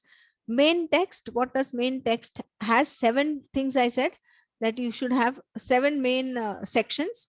First section is introduction, review of literature, research design, data analysis, interpretation, finding and conclusion, recommendation, and scope for further research. Certain study scope for further research is not included, but it is always a complete study. You know, when you are including the scope for further research, it will always that your study is completed. The circle of the study is completed, without which the circle remains incomplete. So that is why I said the 7 different parts you have to mention in the main text. So this all is called as your main text till the time you are writing the scope of further study.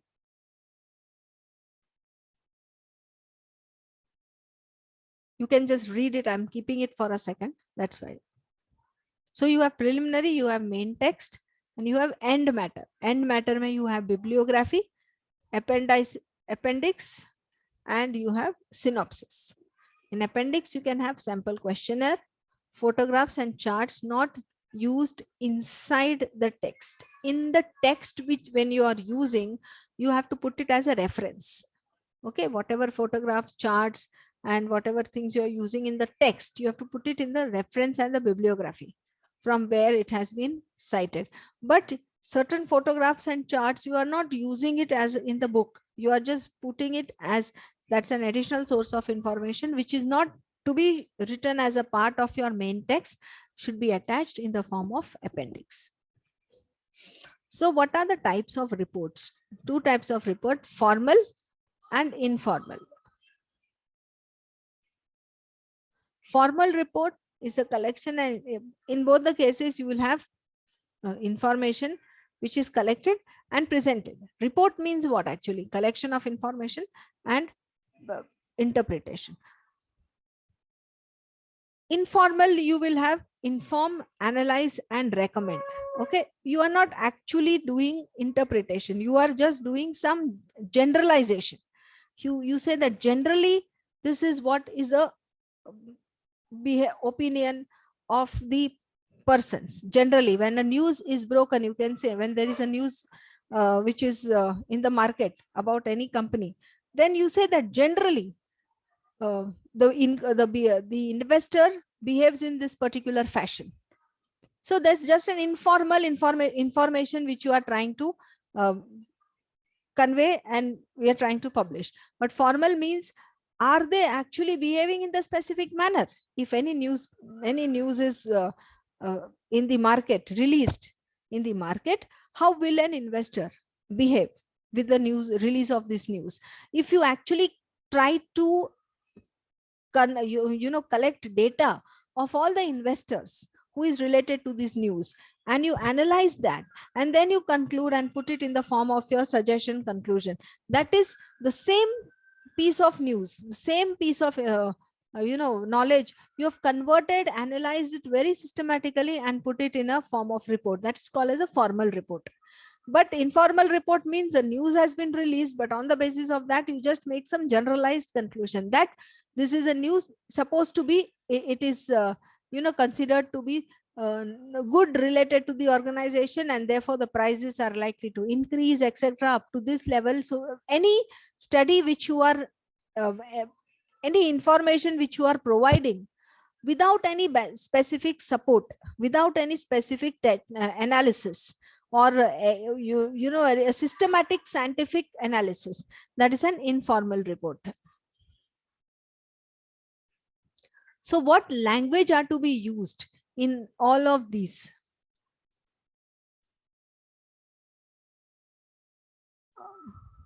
So you can use in these different heads which we have identified: main text, then we have identified end matter,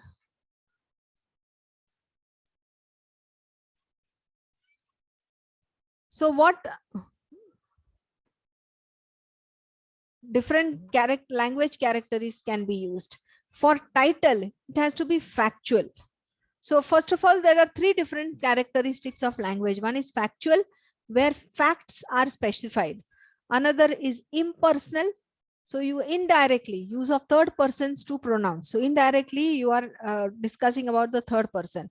And the other characteristic is personal. You are giving you are, it is your own words which you are trying to write it down, pen it down. So that is why it is 3 different language characteristics. So when you have to use factual, whenever you are writing title, a title has to be a factual. This is the title. It is not your opinion, and it is not a third person's pronouns. Okay, it has to be factual. Table, whatever is the fact, that has to be drawn on the table. So table is also factual. Summary, what summary? You have conclusions, summary, or which you have, summarized, your research work which you have summarized in your own language, that also has to be from the basis of facts which you have gathered at the time of data collection. So based on these facts, you are providing information in a form of summary. That also has to be the characteristics of the language is a factual. Impersonal, when you have to use these, in which stages you have to use that. Impersonal means use of third person's pronouns. For summary, either of that depending on the topic. For introduction, you can use impersonal. For methods and for findings also, you can use impersonal language characteristics. Conclusions. Who is writing the conclusion? Who is giving the recommendation? You have studied, but you are giving your own recommendation. So you have to make it in the personal language characteristic. Personal language characteristics means the researcher is of the opinion that. Conclusion one, whatever this topic, whatever topic, say you have e-commerce, which the topic which I was discussing, that e-commerce industry has witnessed and exceptional high growth in terms of the number of orders or the number of persons placing orders on various e-commerce websites. So you are giving your own person. It has been observed by the researcher. So you are giving your own conclusion. So when you are giving your own conclusion, you are giving your own recommendation. So that is called as a personal language characteristics. You are writing it from your point, your own understanding and your own analysis point of view. So language characteristics while writing a report also forms a very important. Now certain language students, if you see, they do not use language where actually they have to, like past tense has to be used for review of literature. Review of literature means what? You are reviewing the past. So the authors who have done it in past, they observed, they analyzed, they examined. So same thing if you are writing it in the form of conclusion, you cannot you should not use past tense. So you can use in the present tense. The researcher found that the use of mobile banking in various ways, etc. You can write that. So it is not that you are doing it, you are writing it in the present. So your tense, your language characteristics plays a very important role in report writing. I have seen certain papers are rejected only on the basis of the wrong selection of tense for different structure or contents of your research report. Contents, I mean title, summary, introduction, etc. For each content, you should have a separate tense, different tense of writing and a characteristics. So you should know which tense and which characteristics should be used for different contents. This, all this will not be written anywhere in any of the books. It is just while reading, after reading and reading, you become well versed with a different way of writing. You observe that articles are written in a different format, articles are written in a different tense. If you are writing thesis, it is written in a different tense. Certain chapter of thesis are written in the past tense, certain chapter of thesis are written in the present tense.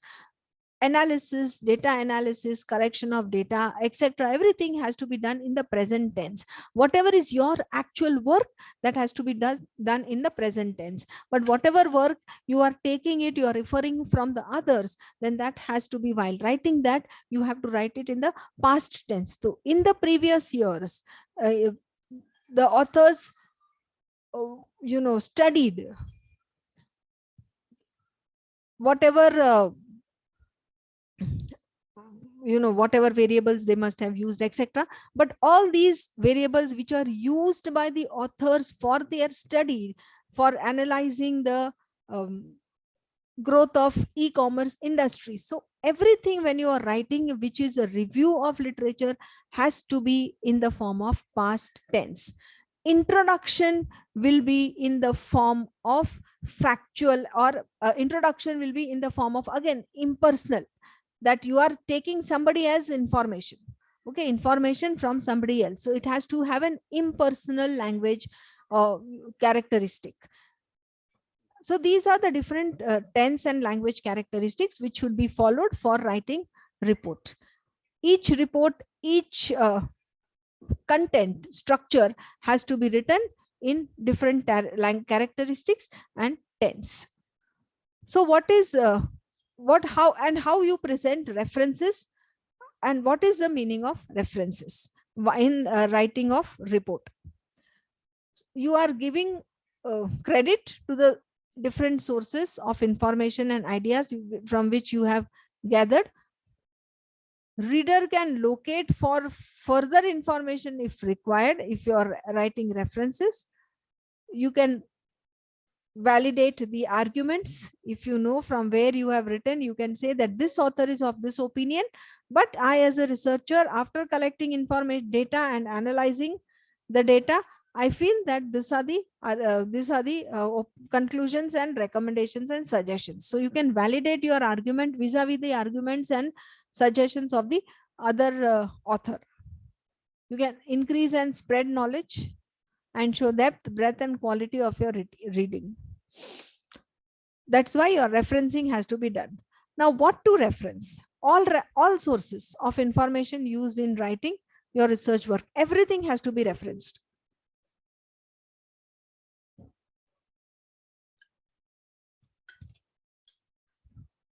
What is a citation? Acknowledging the work of others, referring to them individually, and using a direct quotation. All this you're doing is a citation. For what you should, when to cite, when you should cite. Whenever you are using the direct quotes, whenever you are using the direct statistics and studies, directly you are taking it from the other source. Theories.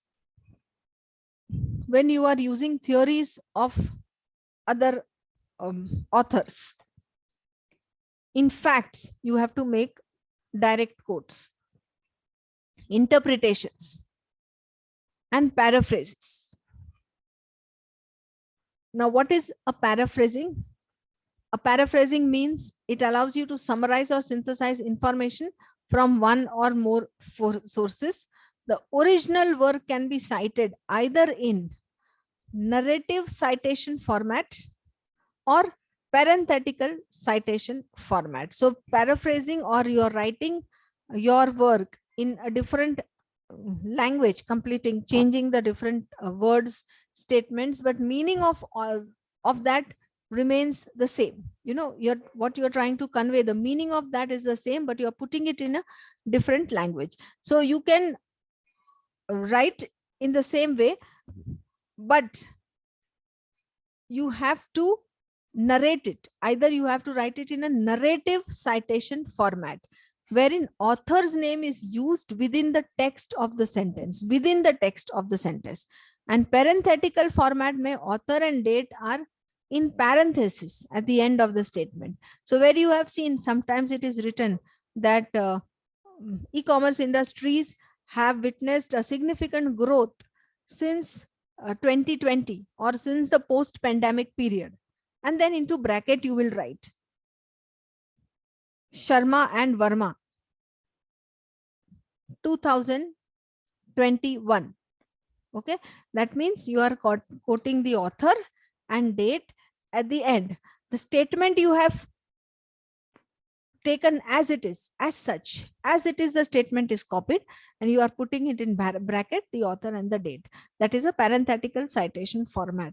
So you have to first, I also finally decide which type of citation format is acceptable in your report writing, because you may be presenting report to various institutions and organizations. Which organization, which university you are presenting your you are submitting the research work, and that university has a format, whether they have a narrative citation format or a parenthetical citation format.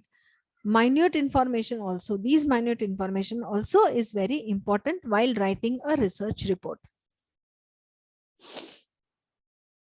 You must have come across also, while doing review of literature, you must have come across these different ways of citation. Now, what is narrative citation? You are writing author's name and you are into bracket, you are writing the year. So author's name, observed that. Okay. Normally narrative and parenthetical citation is for introduce, directly writing something in introduction.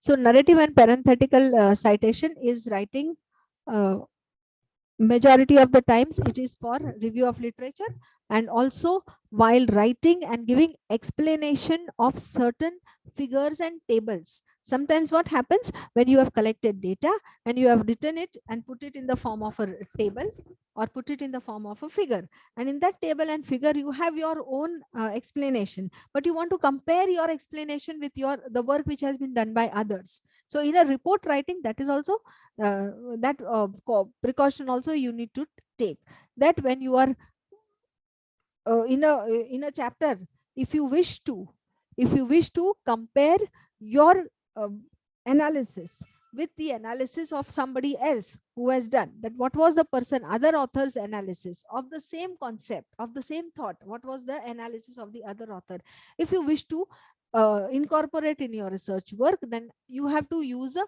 either of this citation, narrative or parenthetical. It is not only for ROL, it can be of data collection and analysis. It can also be a part of your introduction.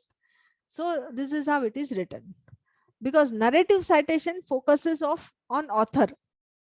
If the focus is on author, narrative citation is prepared. That means if there is a narrative citation, the author is given more emphasis, more value, not the day and the date of year of publication.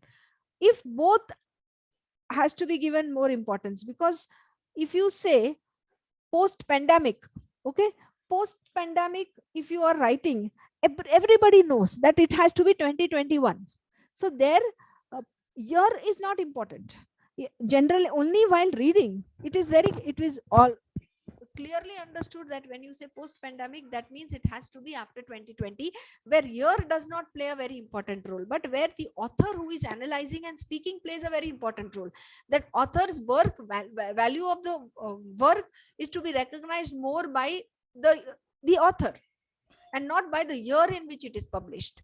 So if that chapter flow is such that the flow or the title which you are selecting, or the chapter demand of the chapter is more in focusing for author, then you have to go for narrative citation, else you can go for parenthetical citation. You must, while reading, you must be coming across so many things like this, but you must have not observed that, or that time you must not be knowing that this is called as a narrative citation and this is called as a parenthetical citation. So the verbs which are used in single phrases. The verbs which can be used is acknowledges,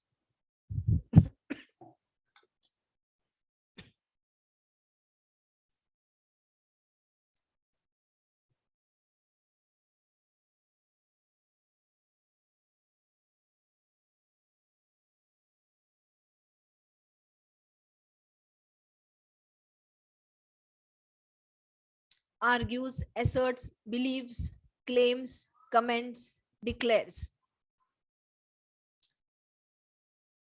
explains, illustrates, points out, examined, comments, denies, observes. So this all also verbs, is very necessary when you are writing any report. This verbs will help you understanding what exactly the author intends to say. Then in report writing, bibliography is another important step, probably the last step of completing the report. Report writing started from the first preliminary pages, the main text, and the end part of the report. Preliminary pages, I told you, all table contents and list of graphs, all that is to be written in the preliminary pages, including the foreword and including if there is any theory, the format of presenting your theory, your theory or work or whatever you have done to the institution. Then that first page format, that all forms a part of preliminary. Then you have main text, your core work, reflection of main text, and then you have end where you have appendix and questionnaires, synopsis, publications of paper which you have done, and in any in the depending on the of the institution's requirement. But this is a generally acceptable format. Then in the end text, bibliography, I will discuss that there are different styles of writing bibliography. Every time when you write bibliography, if there are single author, then the style is different. If it is a single author from the journal, there is a different style of writing bibliography. If a single author of a textbook or a reference book, that is a way. If the same single author is not writing the entire reference book or a book, is writing as a chapter, one chapter of the entire collection of the topic, then the way of writing, presenting bibliography has some minor changes. If there is if there are more than one authors and the contents is taken from journals, the style is different. From reference books, different way of writing. From chapters of a collection of from the collection of chapters, one single chapter you take and you use it as a bibliography, as a reference, that also has a different style of writing.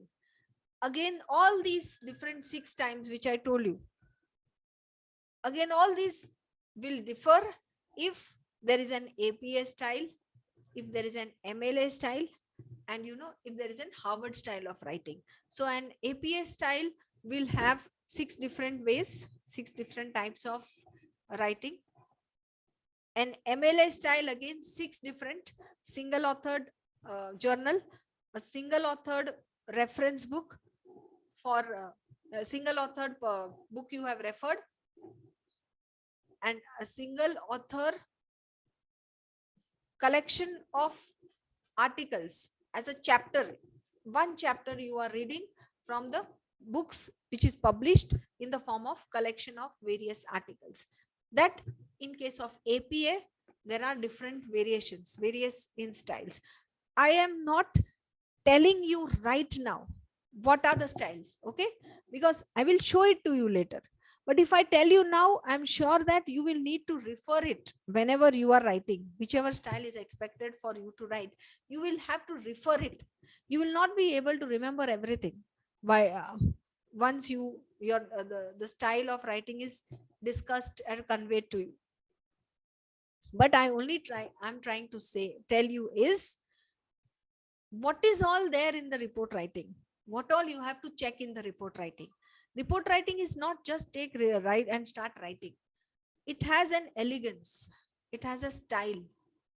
It has its own systematic approach.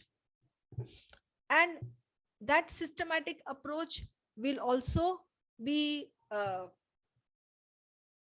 dependent on where your research outcome needs to be published.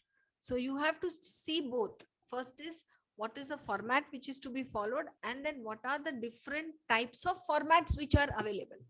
First you should know the different types, and then whichever types suitable or whichever types of format are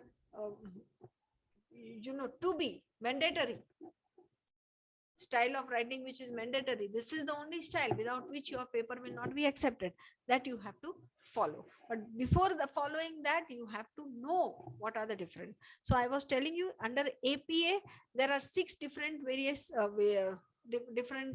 variations of writing. In MLA, again, for single authored journal, the bibliography style is different. For single author, if you are taking it from a reference book, the style is different. Author is single, and the book which you have referred is book which is a collection of different chapters. So chapter from a book is the other possibility, third possibility. Then same thing is for more than one author, all the 3: journal, reference book, and a chapter from the book, from the collection of articles. Like same way, Harvard style, if single author is different, at times you have double author, 2 authors, then how to write, 3 authors, then what is the style, 4 authors and the style, and above 5 authors, every time you have to write et al. There are so many styles where one author means you cannot, for 2 authors, you cannot write et al. You have to write author A and author B. For 3 authors, you have to write A, B, C. You cannot write et al. There are so many papers, so many journals in which you are not allowed to write et al. for more than 2 authors. You are allowed to write et al. only if there is more than 5 authors.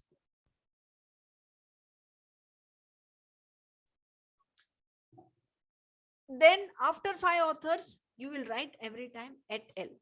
Okay, so these are the different styles of writing a bibliography. I think chat, you do not know, I'm getting disturbed because if I think if there is a question and I have to, the chat thing is coming up, so I'm getting distracted. You can chat later on, whatever feedback, whatever you want.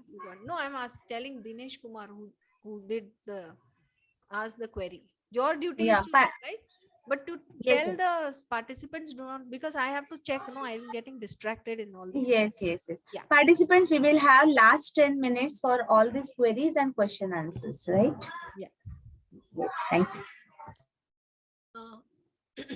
Yeah, so I was telling you about your knowledge, your repository of knowledge in understanding what all is there to know when you start writing a report. Not that all has to be implemented in your report, but what different variety of or styles of writing reports are there in your research work, in the understanding of your research.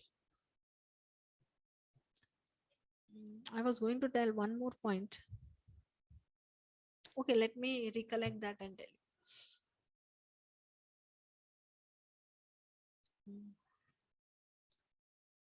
So I was talking about Harvard and all the styles of writing, and single author, double authored,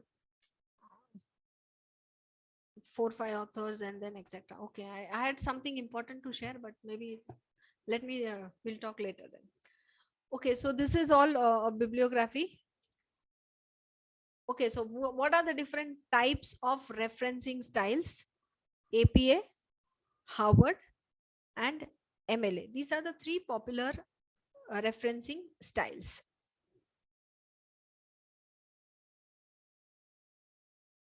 Everybody knows what is a referencing. You have to cite in your paper.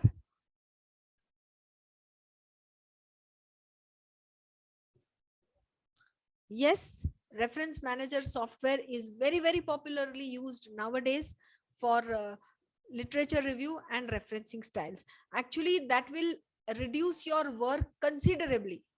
So if you use that, if you master the art of using it and implementing it, I think that will really help you in identifying and reverting, I mean, going back to the original source. At times, what has happened, you have reviewed a book, you have read a book, you have mentioned it, but you have not mentioned it completely. Incompletely you have written. So you have to actually go back and review it again.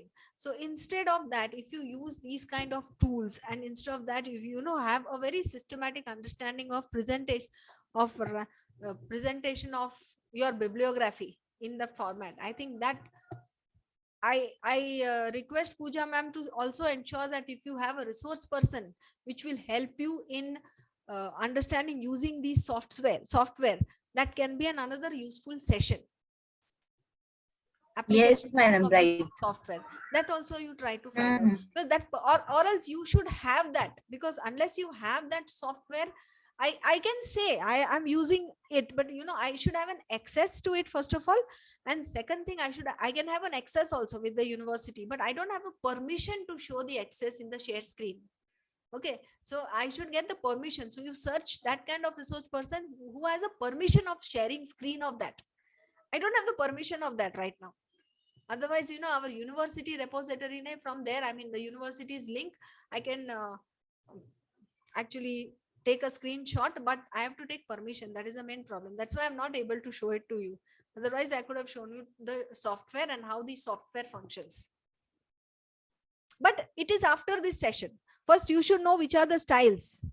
First, you should know that. Only then you will be able to know how these styles, how the software will be. I mean, theoretical knowledge first is important before you actually try to go for the practical knowledge. So let us continue with this APA style of bibliography. In this APA style of bibliography, you are first using author's name, publication, the date of publication, the title, the publication information, the place of publication, and page numbers. Page number depending on if you are using direct quotes from certain book page numbers, then you have to quote the page number. If you are just reading a book, and on the basis of an reading you are just producing an overall summary of that book in the form of review of literature, and overall summary which is not directly taken from any specific pages, then you need not mention about the page number. But all this is for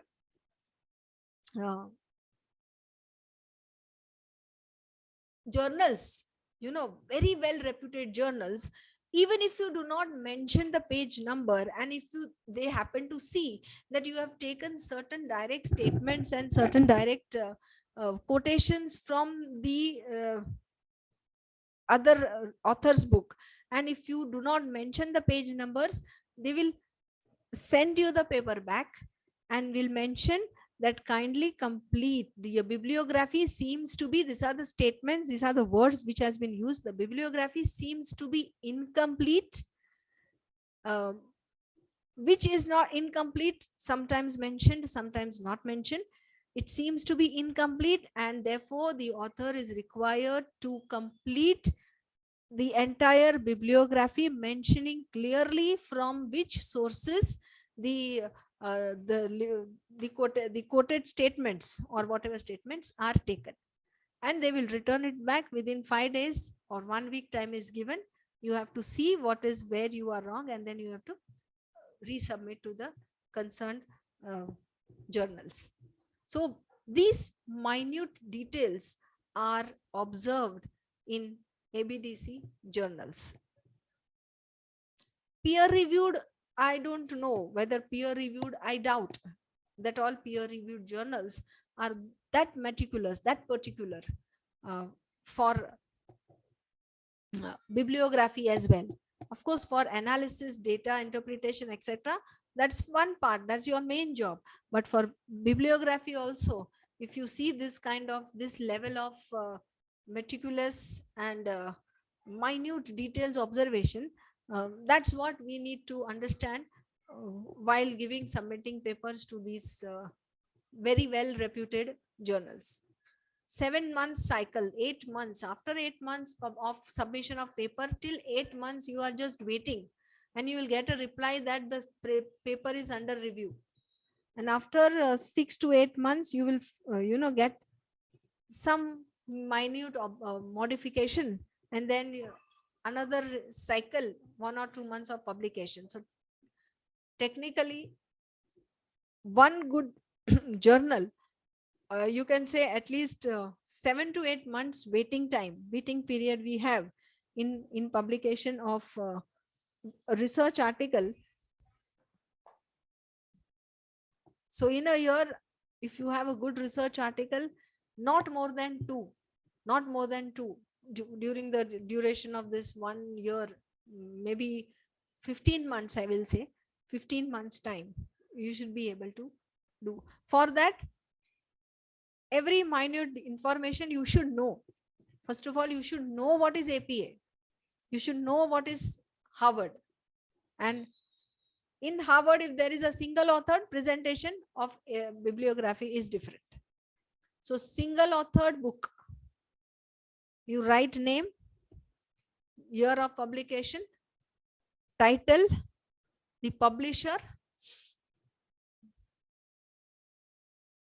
okay, and page numbers, as we said, if required, page number.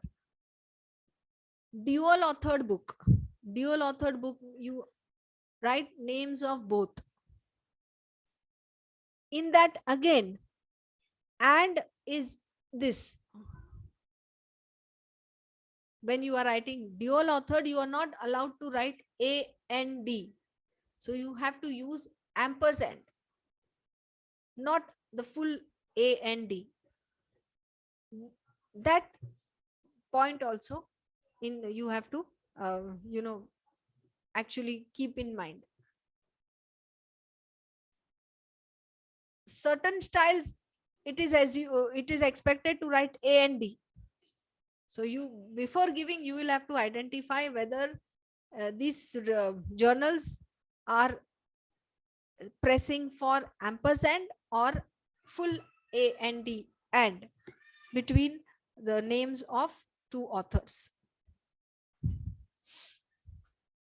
I don't know how many of you must have observed that in certain types bibliography this is written, and in certain journals, in reference books, A and D is written. If you are taking bibliography of bibliography which is of 2 or more authors, when and is written and when and is written. Also, one important question, many times the research students or the participants, if you ask them a question like what is the difference between references and bibliography, so if you are understanding a chapter of report writing, it is your duty to know what is the difference between referencing and bibliography. That is the references which you are writing at the end, and the bibliography references which you are writing at the end of each chapter, and bibliography which you are writing at the end of the entire thesis. References will be the work which you have used it for writing that specific chapter. Whenever you are writing that specific chapter, you must have used number of work, you must have reviewed the number of literature, you must have used books or articles, journals, etc. Narrower, okay, Aditi, I take your answer, narrower and broader, but how do you define this narrower and broader? If you can chat that also. There's a very, very specific and clear meaning between of references and bibliography. Narrower means in what sense narrower? Can you chat, and or you can unmute if Pooja ma'am allows. Little bit of interactive will be better. 3 hours I'm non-stop talking, so if some interaction, I think probably everyone will be awake. Yes, Roshali madam, can the participants unmute them?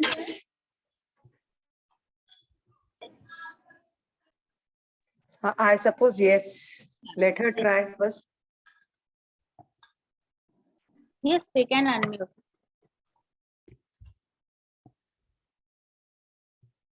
So And participant, you can ask the question directly. You unmute yourself and you can You ask can the unmute question. and talk. That's better. You'll have to type long statements otherwise. Exactly.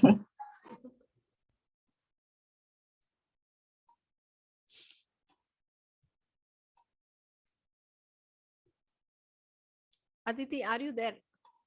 Or you are there. So you want to unmute or you want to write? You want to chat? Your call. Chat. Okay. Okay. So then you said that bibliography contains all contents you have read anywhere. So reference does not contain all contents you have read. Reference also is you have whatever you have read and you are writing.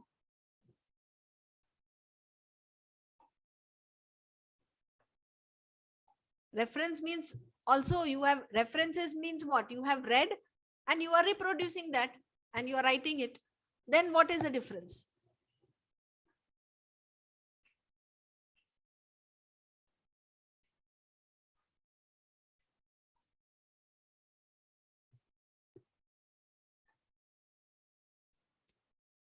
So you can try again. Yeah. Reference, Asmita is telling reference has an author and year.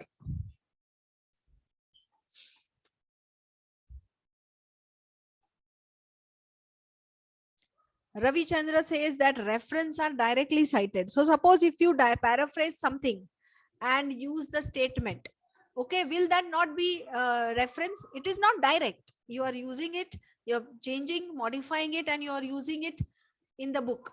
Is it not that it is a reference? So then what is bibliography?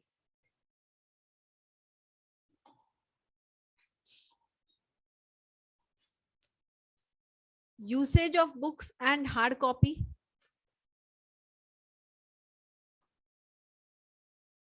No, that does not mean there is no connection between hard copy and soft copy. Bibliography has no connection between hard copy and soft copy. Indirectly referred is also reference, and that also will be bibliography, both. Yeah, this person, I mean, madam, you are not allowed to answer. Dr. Savita, madam, you are not allowed to answer. Okay, madam.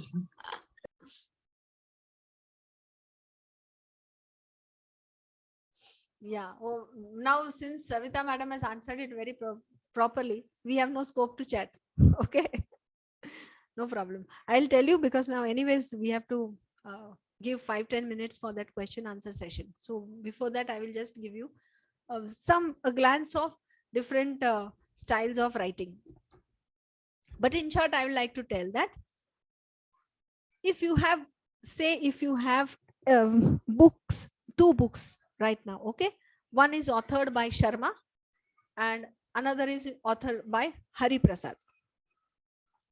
Both are related to your research work. Now Sharma's book you have used, from that you have taken certain important quotations, you have taken certain ideas related to that, certain variables if Sharma has used. You have not taken directly quotations you have not used, but a variable which has been used by Sharma, you have used that and you have mentioned it, that this variable has been used by Sharma in this study. Quotation has been the definition which has been used by Sharma in the book, that you have cited and that you have written it in your chapter. So you have written, you have cited, you have actually superscript, and then you have showed it as a reference. Reference means what? At the end of every chapter. So if you've showed it as a reference, either in the form of superscript, subscript, etc., or citation in the form of author and year. Okay, like this you are mentioning author and year, and then you are using the variable. In journals, if you see, many times the statements are into parentheses, they will mention the author and the year. while writing a statement. That means even there is one variable, that variable also they will mention it in the parenthesis, the author and the year. So you have chosen a variable, you have chosen selected direct statements, quotations. Indirectly, you directly or indirectly, in whatever form, you have actually used the book of Sharma and you have extracted some information from that and you have mentioning it. So that is a reference. If you are using Hari Prasad authors, you're just reading it, and while reading the book you get an idea. Suppose my subject, the title which I've selected for example was e-commerce, okay, Amazon and Flipkart. So you were reading about e-commerce and you were reading about legal issues in e-commerce. So e-commerce is your topic, legal issues in e-commerce is the point. The book of Hari Prasad is about legal issues in e-commerce. You have no study related to e-commerce. You have no study which you have to do related to legal issues. You have to do a general study of e-commerce. But for gathering knowledge, you have ethical issues, security issues, legal issues of e-commerce you have read, but not mentioned anything about legal, ethical, security in the chapter or in any other chapters. But for knowledge purpose, for improving your understanding, you have read. So that becomes a bibliography which you have not directly used in your research book, in your work, but which you have used it for enhancing your knowledge, your background, your conceptual framework, your theoretical framework of that you have used it. So that will be a part of bibliography. Okay, so we'll continue with this essay or chapter. I'm just showing you a glance of how these you know styles of writing are there. I'm not showing making you understand each and every point, because you have to finally remember it at the time of doing. Yeah, so bibliography is general and reference, particularly which you have used it for your work. But bibliography means general references which you have done, which you have not used it anywhere in your research report.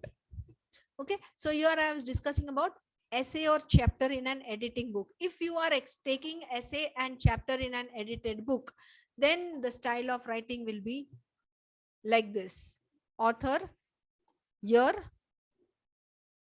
the title, the editions if there is any, page number, publication, the place of publication, and the publisher. So one part of book only, then page number. If you're just using the general contents of book, then page number is not should not be mentioned.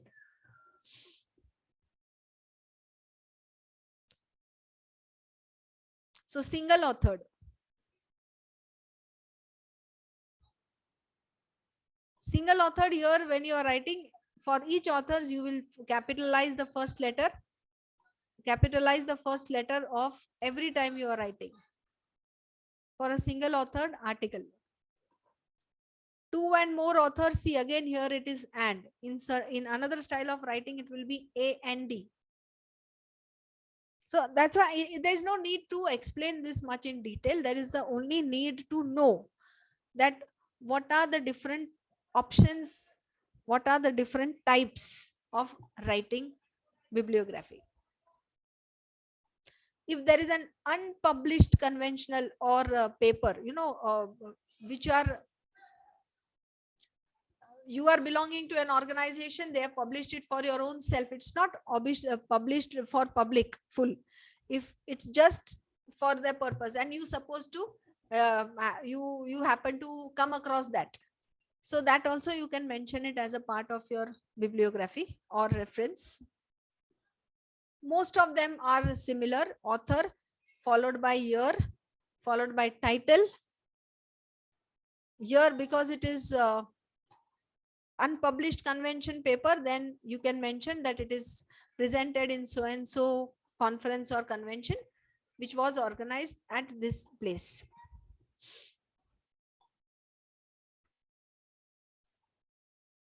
So if you are taking article from an internet, from website, any of these websites, you have to mention about all that, and at the same time you also mention about the day and the timing of when you have referred.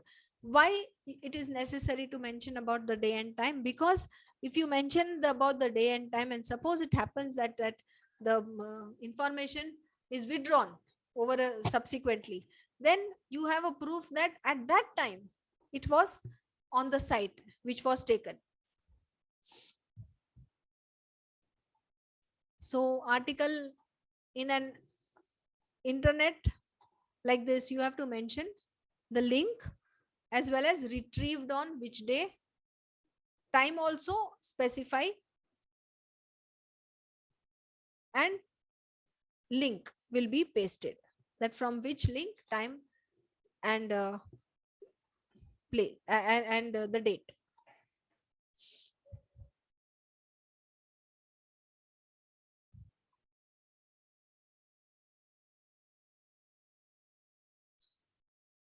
So what is paraphrasing? You are writing, you reword that same idea but different words. You reword that, any concept, any explanation, you try to reword it. But paraphrasing also at times you need to cite.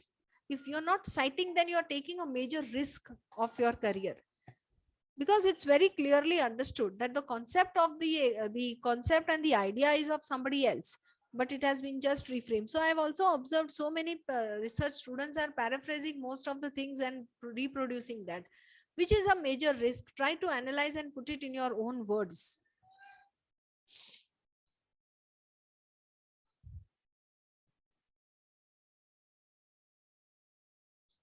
Now this is the style of writing, citing while paraphrasing. If you are paraphrasing something, then how do you write it in the bibliography?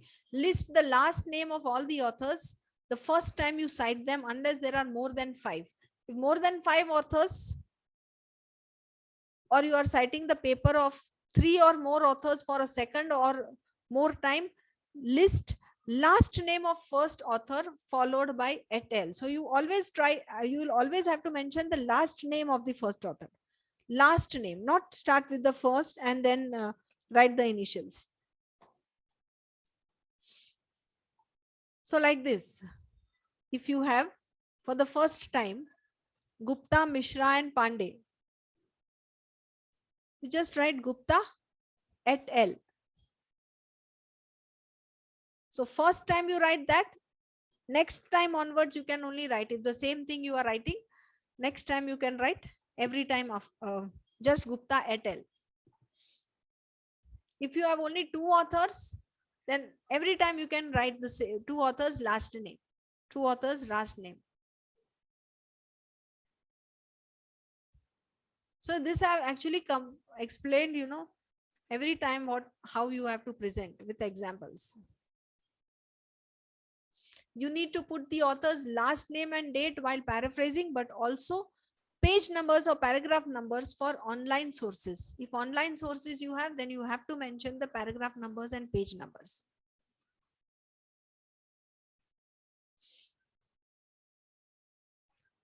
So like this, you have n number of styles of writing, different Harvard and MLA style, etc. So these are the last slide I will show you is this. In Harvard style, in MLA style and APA style, if you want to write the same thing, how it will be written. In Harvard style, you will write the title followed by year and page number and what they are trying to say. Okay.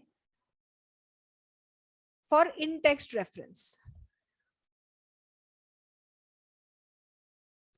For full reference at the end of the chapter, in text is different. In text, it is in between the chapter you are writing. For full reference, you have to write the name of the authors. Here, see, in Harvard style, it is written and, A&D. In APA, it is ampersand. Here we are writing and, followed by year, title and publisher. Here we are writing and, followed by same title, publishers and page number. Here you are not specifying, emphasizing on page number. Here you are emphasizing on page number. So your duty is right now to just know the simple difference, minute difference which is there. Majority of them, content information is the same. You have to write the title, you have to write the year, you have to write the author, you have to write the publisher, and you have to write the publication date. Everything is same, but minor differences are observed in APA and Harvard. Most of the time, APA and Harvard style is more popular for journals, for reputed journals. So I think with this, we will end up discussion of this session. Anybody has any question? Okay, last slide is also there. This last styles of already included references. So if you have already included once, second time, if you want to quote, then what you have to write? OPCIT, that is opiro citato, it refers to the work previously referenced and therefore give authors and date, and if necessary, the page number. So if you have already written from Gupta 2014, already you have mentioned the publisher, date, everything, then you need not mention the title, the publication, the publisher, everything again. You can just mention already cited. OPCIT here means already cited earlier. Okay. You can just see take the page number if there is a separate page number. If there's no page numbers, you don't have to mention anything. You can just write author, year, and OPCIT means already cited earlier. LOCCIT, it refers to the same page of the work previously referred. So same page. If you have already written Gupta and you have used page number 200 and you want to use same page number 200 again for another chapter, chapter 2 also you want to use Gupta who has written a book, publisher, and you want to use the same page 200, then you can write LOCCIT.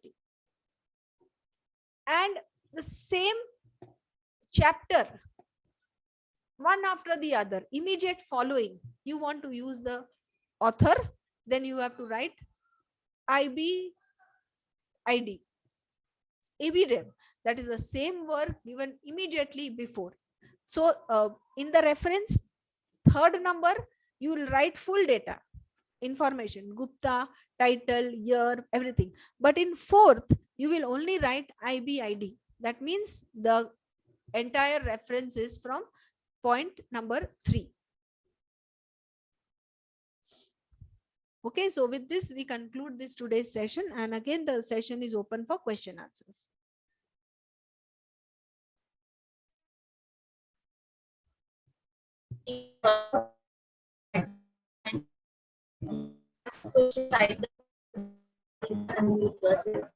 So questions.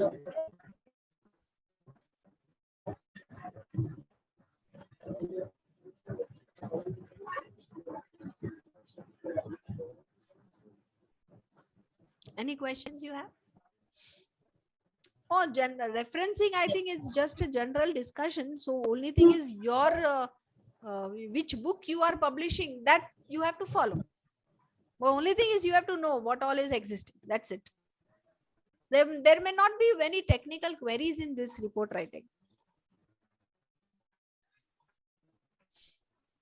Okay, so shall we move to the formal vote of thanks, Sarita ma'am? Yes, ma'am. Yes. Any questions if you have, audience, please.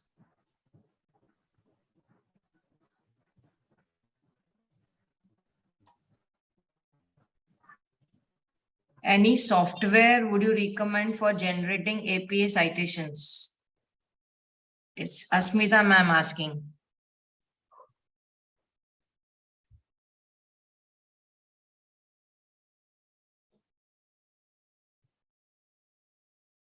Hello, Kinnarry ma'am. They are asking about the softwares that can be recommended.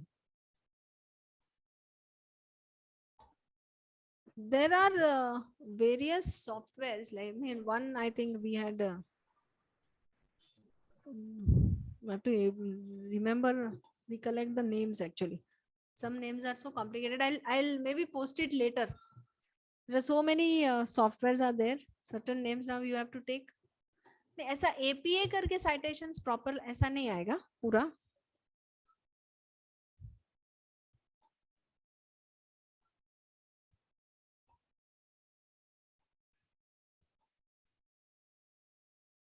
I'll have to, I think. It's Mendeley's reference Mendeley is manager. there, but I Yeah. don't think it is specifically for APA. Nahin, That is nahin. general. Ma'am, even Word has the option APA style referencing. So same Word document option we can use for converting into APA style. पर वो software नहीं है ना. नहीं, software नहीं है. ना, Ma'am, in वो- yeah. Mendeley software, Mendeley software में APA there are specific various referencing style are styles. there. मैं वो इसका because we generally use Harvard style everywhere. तो हमारा जो चल रहा है ना उसमें सब Harvard style. So I can later on maybe share this with Savita ma'am and she'll get back to you. She can just post the information. Yes, yes, sure, ma'am. Any other question?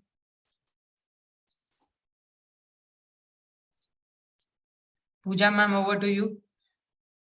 Okay. So this is the end of session 2. From last 3 hours, we are listening to Kinnarry ma'am, and your presentation was point-to-point explanation with references, the presentation, explanation, examples, not only review of literature and report writing. We could understand the presentation style, knowledge enhancement, everything. Thank you so much, madam. So many doubts which we have not thought about. Many of the concepts we have not thought about it. That also you have cleared. Excellent session, very nice and up to the point presentation and explanation. Thank you so much.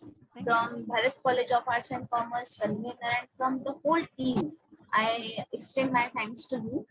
I give my thanks to management of Bharat College, in-charge principal Dr. Nitu Kapoor, convener Savita Punjabi madam, with the whole team, and participants. Thank you so much. Living the sleep of the afternoon in the knowledge journey is little bit different, but difficult, but it's needed. So every one of you, thank you so much for the presenting, for participation and presentations. Thank you everyone. Thank you. Thank you, Kinnarry ma'am. It was really wonderful. Talking continuously for 3 hours. It was really hats off. Thank you, ma'am. Thank you so much. Thank you, ma'am. Yeah. Participants, everyone. please, you are requested to fill the feedback form for both the sessions separately.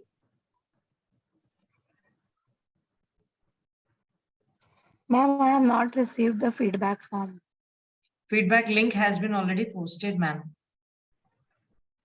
In the Yeah. group, Participants, In the chat yes, box. It is there in the chat box, ma'am. in the chat box. Yeah, just wait. I'll just resend it. yeah. Participants, please see that you are filling up the feedback form. It's very necessary for the each session. Ma'am, can you please resend the feedback? Yeah. Yeah. So it is already done. Ushali madam has sent the feedback link.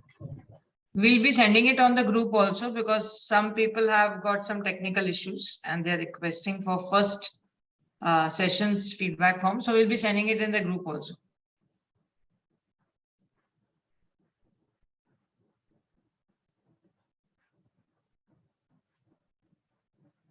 So we can end up with the session, and please see that participants tomorrow we are joining by 3 because as the days goes on, we would be learning more and more, and that requires proper joining time and proper moving out time because resource persons have given their words for that specific time. So thank you everyone. Thank you for being there. Thank you, Pooja madam. See you tomorrow again. Everyone, Thank you, ma'am. I Yes. declare the session is over. Thank you everyone. Thank you, ma'am.